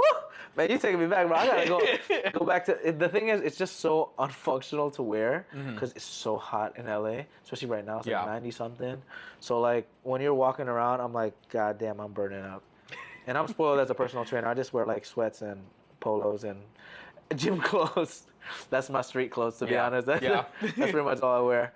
But no, dressing up is a good thing. It feels good. It feels good. You feel like you can own the room, you know? Yeah. If you look good, you feel good, and it's also easier to approach people. I think that's a good tip right there too. Just like wearing something that you feel confident in. Yeah. But then to add on to that, be true to your style as well. Facts. You know, I mean, I'm someone who kind of goes a little bit out of the norm with style. Like I'm also like a firm believer that, you know, clothing has no gender as well. You know, so a lot of my wardrobe is between what you would find in the women's or the men's section, right? But just finding your style is, I think, a very great aspect of just like you and yourself, because you feel more confidence when you feel confident. At least for me, in my perspective, I feel very confident when I do style myself, you know, or I go to the office dressed really well. It's just confident. I work better. I work faster. I'm more alert. Your mind is clearer too. Yeah. You just feel good. It's hard to explain unless you actually try it and you're like, oh wow, actually, I could rock with this a little bit. Yeah. Speaking of more business stuff, business development associates. Oh my goodness, you did a lot of business stuff, man. Apparently, what was that? I don't know. It was on your resume. Commerce associate from Stamps.com. That was my first job. Yeah. Oh my God, what? Patty. Okay, yeah, that was my first job. Stamps.com is like where you get stamps? Basically, yeah. Dude, how did you get that opportunity? That's so unique. It's an interesting company too, because they're the company, like if you ever get in your mail, like you guys have all probably gotten it in your mail, where it's like an envelope says Stamps.com and inside it says like it's like printed stamp templates. Okay. And so basically you can pay virtually and print up your postage. Oh, I see. Yeah, if postage is still a thing. I know it's hard to find. Yeah, I know how hard to find that. Damn. But that was an interesting experience too, because it wasn't my ideal workplace. Finishing college. Actually, I wanted to continue in entertainment after my internship. Really? Okay. Yeah, but it's so competitive, huh? It's competitive, but I mean, if you remember during the pandemic, all the entertainment companies were struggling. Dude, yeah. I mean, it was so hard for any production, honestly. Like, even on set stuff, people were like wearing masks, or they had to take tests, multiple tests, and all that stuff. A lot of my friends that were in the industry, they were telling me like how crazy it was. Like you could probably have half the production, or even like less than half of the productions were actually running because you couldn't really do it, especially depending on the state, on the country where you shoot. There's so many regulations, and wow, that's crazy, man. But Yeah, no, so that was my first job. And it was completely virtual too, like the time. I mean, it was so different, right? Yeah. A completely virtual job was out of the norm. Like it was not. Now it's like pretty common. I feel like Now people expect it. I know, yeah, no, seriously, yeah. That's the T right there. You know what I'm saying? Yeah. But it led you to, you were a staff accountant also? Yeah, I guess my first couple of jobs during Yeah. that period, like my second job was with Entravision out in Santa Monica, and I did that for about 6 months. And what kind of company is that, Entravision? They're a Latino media-based company. Oh. Yeah, so they focus more on. At the time, they were more focused on social media campaigns, radio. Cool. And then a lot of Latino content across the U.S. and across South America. Oh my God. But it was a great working yeah. opportunity because these were like my first like real corporate jobs outside of getting college. it on the resume, trying new things. And, Yeah, oh my God. yeah. Again, I mean, I was really happy at that job because it kind of brought me back into the entertainment space. It's just it definitely didn't feel like it was going to be a long-term type of situation. Gotcha. More like a pivot. Yeah. And in terms of like stability as Yeah, well. yeah, Just yeah. because, I mean, like I said, the entertainment world was really Oh yeah, struggling no, I after can that. imagine, bro. Yeah, I mean, they're kind of struggling Yeah, I know, no, yeah, that's the CEO. Hire me, stop playing, guys. Yeah, my guy right come here. on now. So I mean, Yeah, superstar right here. shoot, Yeah, thank you, exactly, sir. exactly. Well, superstar with the super senior accountant over here. Man, how long have you been with your current company now? This is my 3rd year. Oh my Wow. God. Yeah. I was talking to my boss about it. the other Really? day. I'm like, wow, I've never lasted in a company this long. He's like, I have I have trust issues. I have trust Me issues too, don't at this worry. point. No, I mean it's been absolutely fantastic. I love my bosses. I love my friends, my coworkers that I made there. I mean, we're friends because we hang out outside of work. Yeah, oh, you that's know? beautiful. Yeah. Yeah, that's the best part, and it's a different environment for what I was used to. Like I was very used to like the corporate America company. Like these were always larger companies, and then this is a small boutique CPA firm. Okay. So I'm working more directly with clients. I'm more focused on middle class and like I wouldn't call them small. There's some pretty wealthy clients and businesses that we work on. Oh, interesting. Okay. But it's more of like not corporate company type of tax return. So it's more like, how would you say, it's more like day-to-day accounting, taxation. Like I would be preparing taxes for wealthier individuals, but it would be very similar to what a normal individual would have in their tax returns. Got it. Aside for the trusts And then and the all other the stuff. gifts Yeah. and all the inheritance. We gotta keep it confidential. Can't get my boy fired out here. You know what I'm saying? Yeah. But I mean, it's a different pace too compared to the corporate game, right? The corporate game is just very just like fast. It's also like a socio-political environment as well. Like who you talk to matters, what you say matters. I know that's type right. of environment. Yeah. And this is the complete opposite. So like my firm right now, it's BPTG CPA. Okay. It's a small team of us, but we're very great. We're unique. We're intelligent, and we love our job, I guess. Shout out to everybody out there, the team and everything. I mean, I think that's perfect for you because now your clients are more like one-on-one based instead of like a whole board meeting. So that's actually perfect for you because like the energy you bring, and I feel like that your clients love you. I'm sure.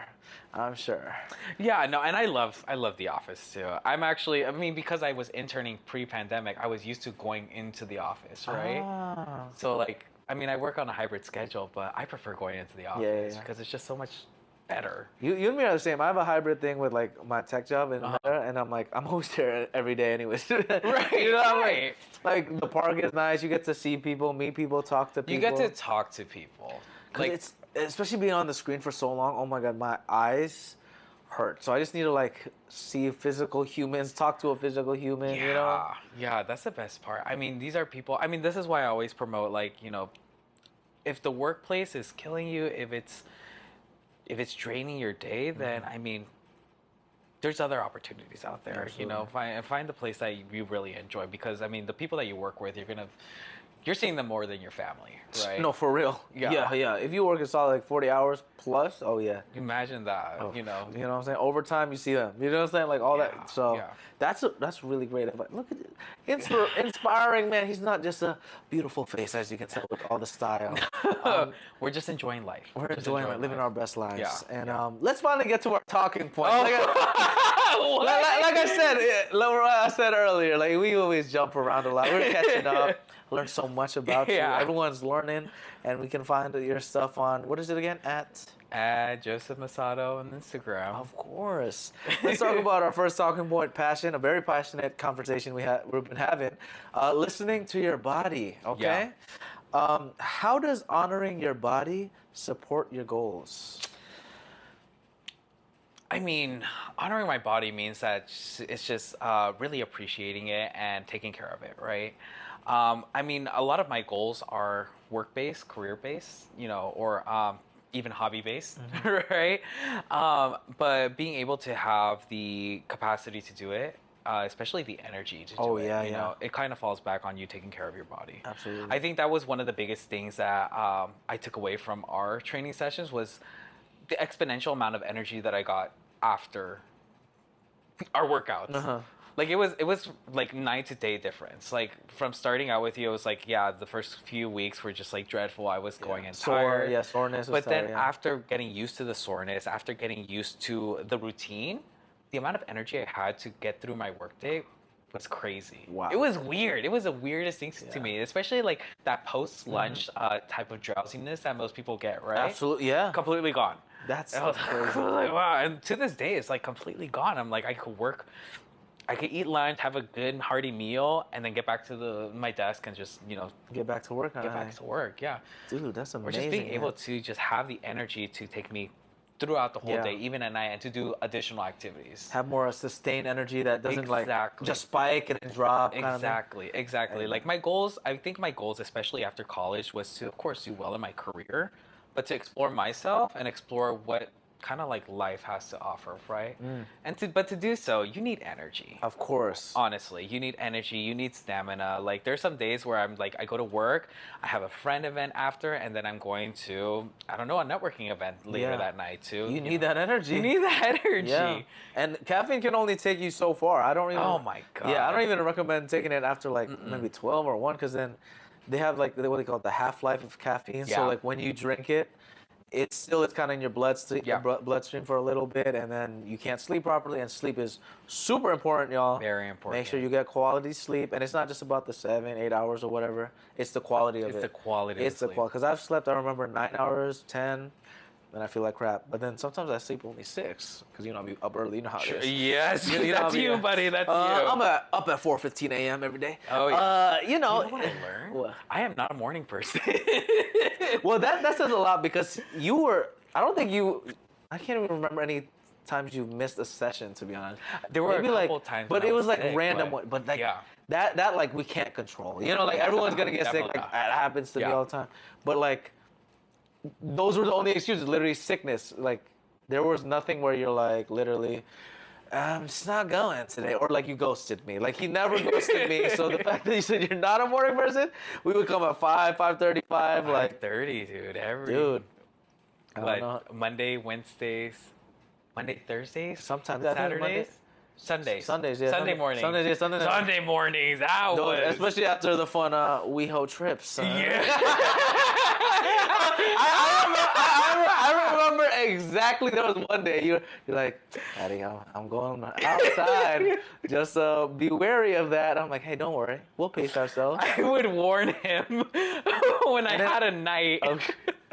I appreciate you, because then we adjusted the workout. Then we adjusted the We workout. adjusted. You know, it is a little. It's always gonna be tougher after like a night out. Yeah. I've done it a lot. When I was in Bali all the time, like I'd say every other workout would be like me hungover. But I still got the workout in. But it's like you can still get it, Yeah. but you need to do it like controlled. Like we can't do the same weight. Exactly. And have that what is it called? That mental maturity to be like, hey, it's okay. We can move on. There's still tomorrow. Yeah. You know, because I think what happens to a lot of people that are like higher achievers, like you do so much stuff. I also get like it too, where you get in your head like, man, but last week I did 12 reps. How come I can only do 10? Yeah. You have to realize, oh, maybe you're hungover. Maybe that's one thing, right? That's one thing. But also maybe you just didn't sleep that day. A little extra stress.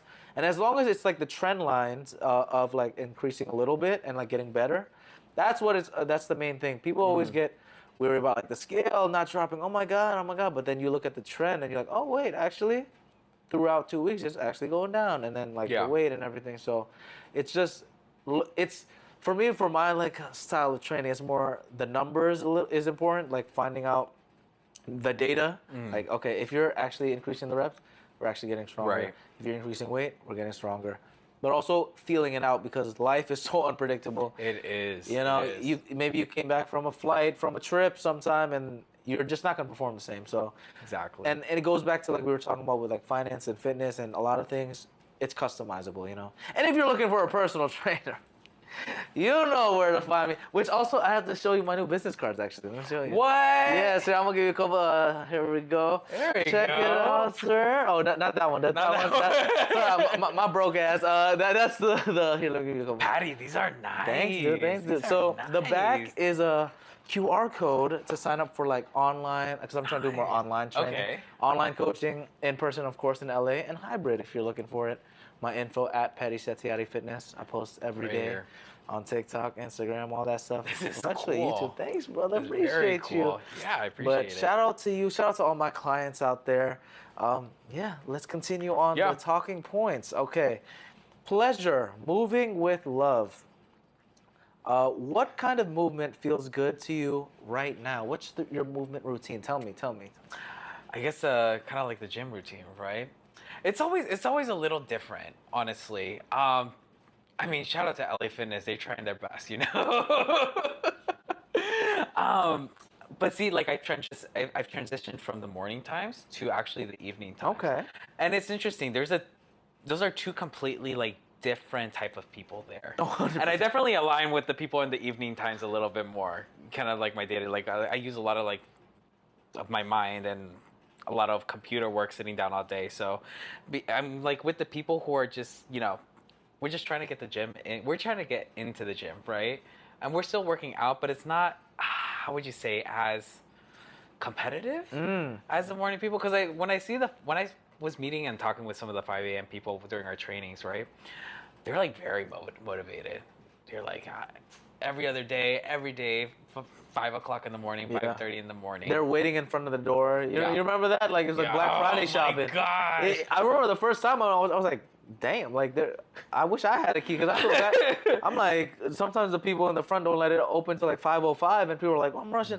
But I mean, like you said, like the motivation, the hustle, a lot of times they have to do it because like they're doing so much different things, and they know at the end of the day it's gonna be so hard to fit it in. But the fact that you're transitioning to that, respect to you, man. You got that discipline built in. And it just feels so much better sometimes after work, because I mean, especially after sitting down all day. Yeah. You know, you kind of need that extra pull, that extra stretch. Honestly, the stretches that we were doing, I still do them. I think that's my favorite part. Yes. Oh my God. Yeah. I mean, I don't have you to like, you know, when you're pulling my leg and everything and everything. We'll do the pull later. Invisible pull. Invisible pull. I'm always there for you. You know, but I mean, those stretches after the workout is great, right? great. You know, and I try to like keep the exact same movements that we were doing. You know, the lunges, the bench presses that you were teaching me. The one with the I'm really bad at the exercise names, but the one where I put the foot on the cube and then I go down. Oh, the step down was one? Yeah. Those are tough too, right there. Or the step up when you're like going up. Yeah. That one's crazy. He's becoming the sensei. Still remembers all the stuff. That's what it's about, man. That's the thing, because this doesn't have to be complicated. No. People like online, there's so much clickbait, and that's why I'm trying not to post that type of content. But it's hard too, because you need to get viewers out here. Of course. You know what I'm saying? So I'm like, let me think of some ideas to hook the people. Like, you know, this is the best exercise. I kind of hate that we have to do that, but that's the only way to get people's attention nowadays, because everyone's attention span, mine included, I can't even. Same here. You know what I'm saying? Same here. That 3 seconds, that even 2 seconds of like, whoa, this is something different. Like, so I try to, I guess, have that hook while also balancing with, oh, this is actual knowledge where like fitness is always customized.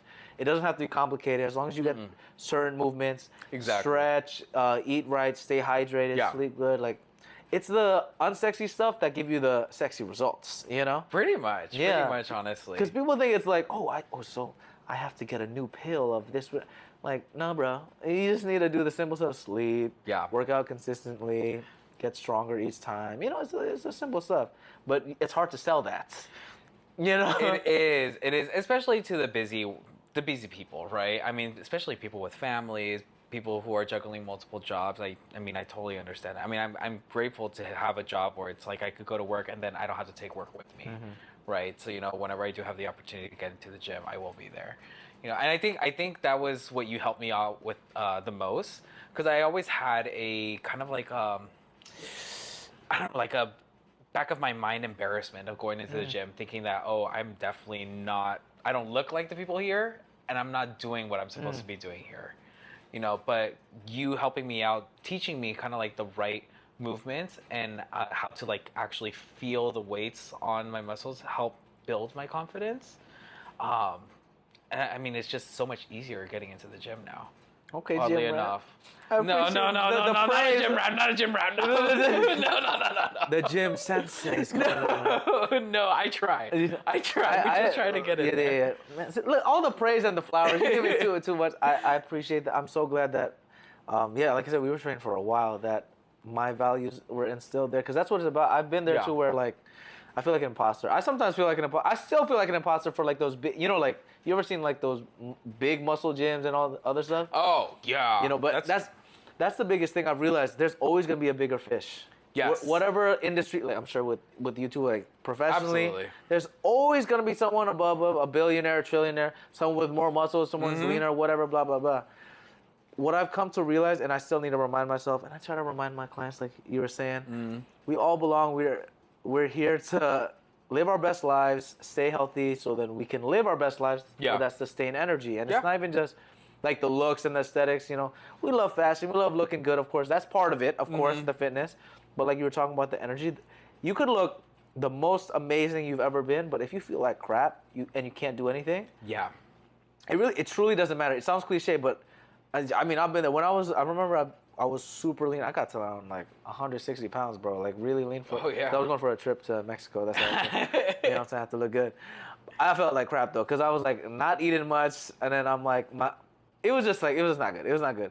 Looked good, but like not feeling good. Now I'm like in a better state. Like I can still play soccer, play different sports, like still lift heavy, and it's all about finding that balance. And everyone's different. It is. You know? It is. Yeah, and I think you kind of gave me the right tools to be able to find that medium point where yes, I'm going to work out, and yes, I'm working towards kind of like my physical goals, but I'm not pressuring myself to get there immediately too.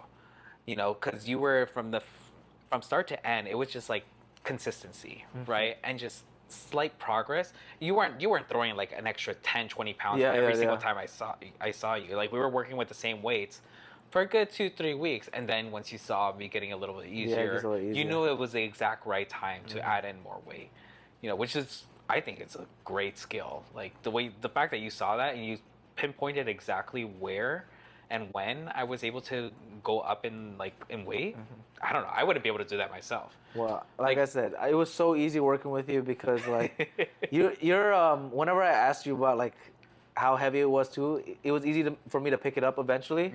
Obviously in the beginning it took us a while because like you know, still learning each other, and I'm also learning to okay, what's his capacity. But after a while, like you said, I kind of noticed, I'm like, okay, I can see when you're really struggling. You know, I can tell you can't pull the wool over my eyes, Mr. Masato, man, the Big J. I can tell if he's putting a little extra effort. But it's also nice, like you mentioned, the gradual progression. I think is super key for I think most people, to be honest, because I just don't want to get injured. Thankfully, you didn't get injured at all, right? Not at all. That's what we want. That's fantastic. Thankfully, I have no clients that ever got injured, and even for me, knock on wood, I don't want to get injured. Yeah. You know, I've always been one where like it's all about slight progression, because it's also the long game. You know. Yeah. That's why I don't train like the people that are extreme athletes that are like, oh yeah, I have to hit an Olympic record. You know, that's tripping. Maybe you have to do it a little more intense because like you know you have a small window to hit a certain thing, but that's not my focus. So if you're an Olympic athlete, and you're Swedish, just hit me up.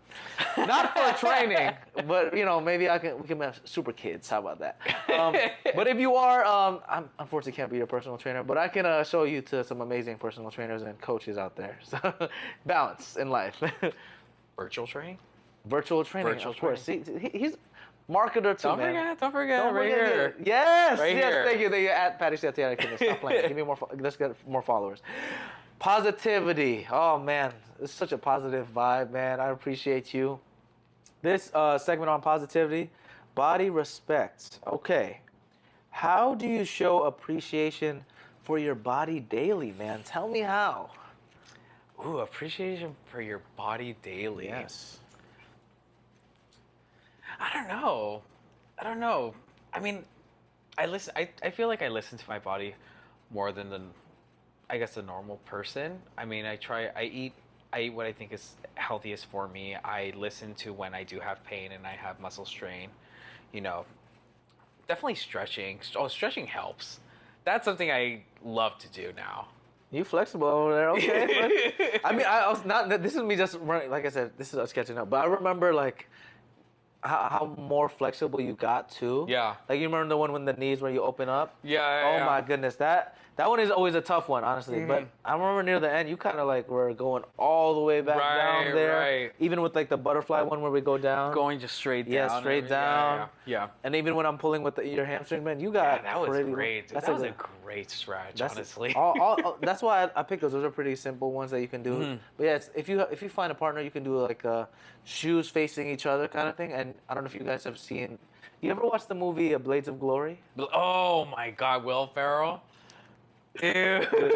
Well, they have training scene. Yeah. They have a scene where they do that, but they hit each other's balls. So yeah. Don't do that. Don't do that. That would have hurt. Oh Lord. But it's that same thing. You're pulling, and especially it's good with another partner, and you try to keep your legs as straight as possible. As straight as possible. Yeah. But a little bend is okay in the beginning, but the straighter you are, you'll feel way more on those hamstrings. And super great stretch for both of you guys. Do like 5 deep breaths in and out. Yeah. The breathing is super crucial. And then the next one, you go basically the T ceremony, the Pati ceremony, on the knees and the shins, and then you put one arm behind the other, go back, and then you kind of like bring the hips to the roof, open up that chest. It's great. It's like a full body stretch. Right. And you're just there for like 15, 30 seconds. Yeah, just take your time. So and then the breathing, it's always essential. Just deep inhales, exhale slowly. And then final one, classic hip opener. The butterflies, feet facing each other, and just try to go low, elbows to the floor if you can, or the chest. And those are like my 3 bread and butters that I also do all the time. It's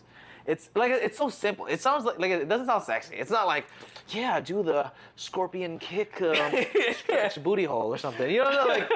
Like that doesn't sound sexy. But fitness and a lot of stuff in life, it's the boring stuff where you get your results. Yeah. I mean, and then just doing that on a day-to-day, it just helps you feel good, especially like.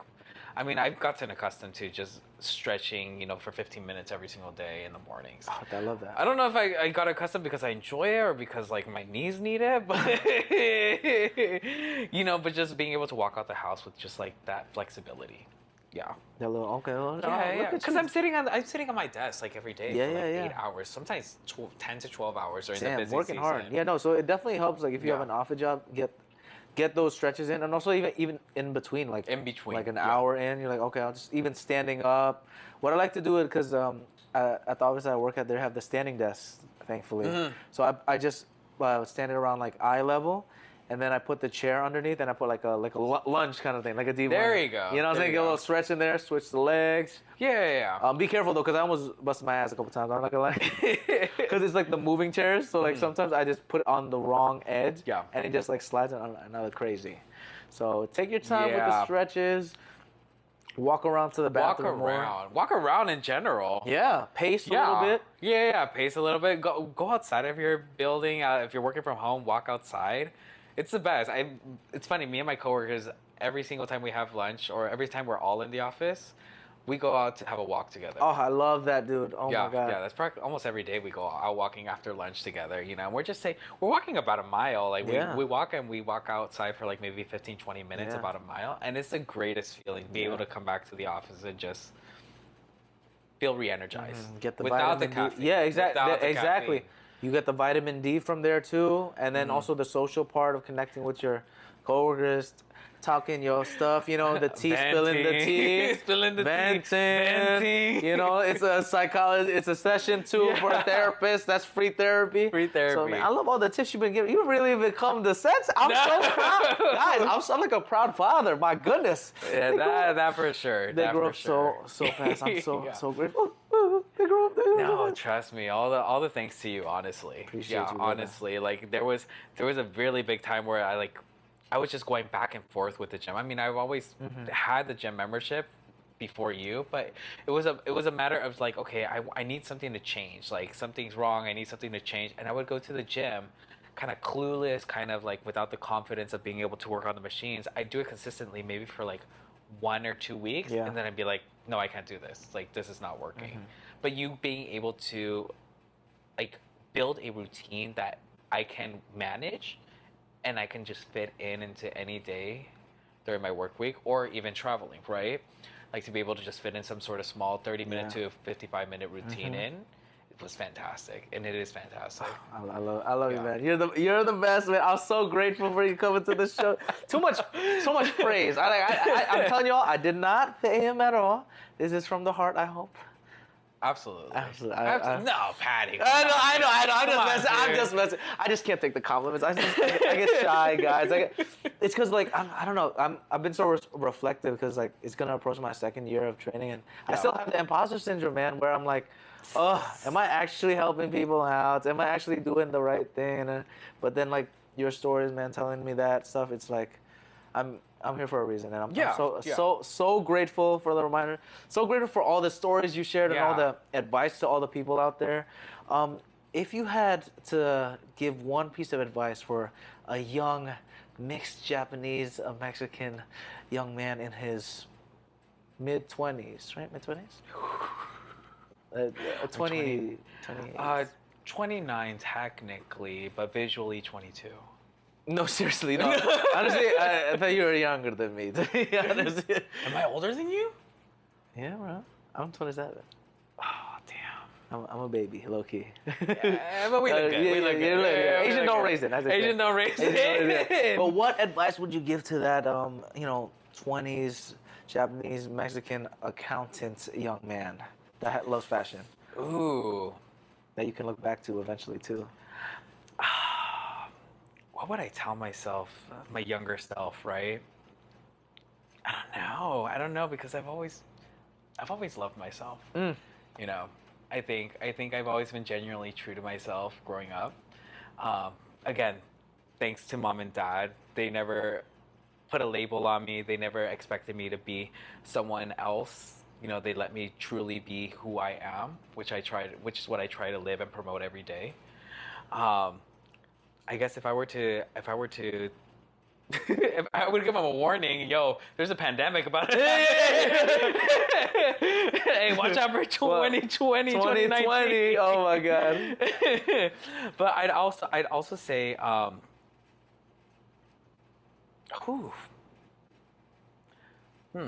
what would I tell myself?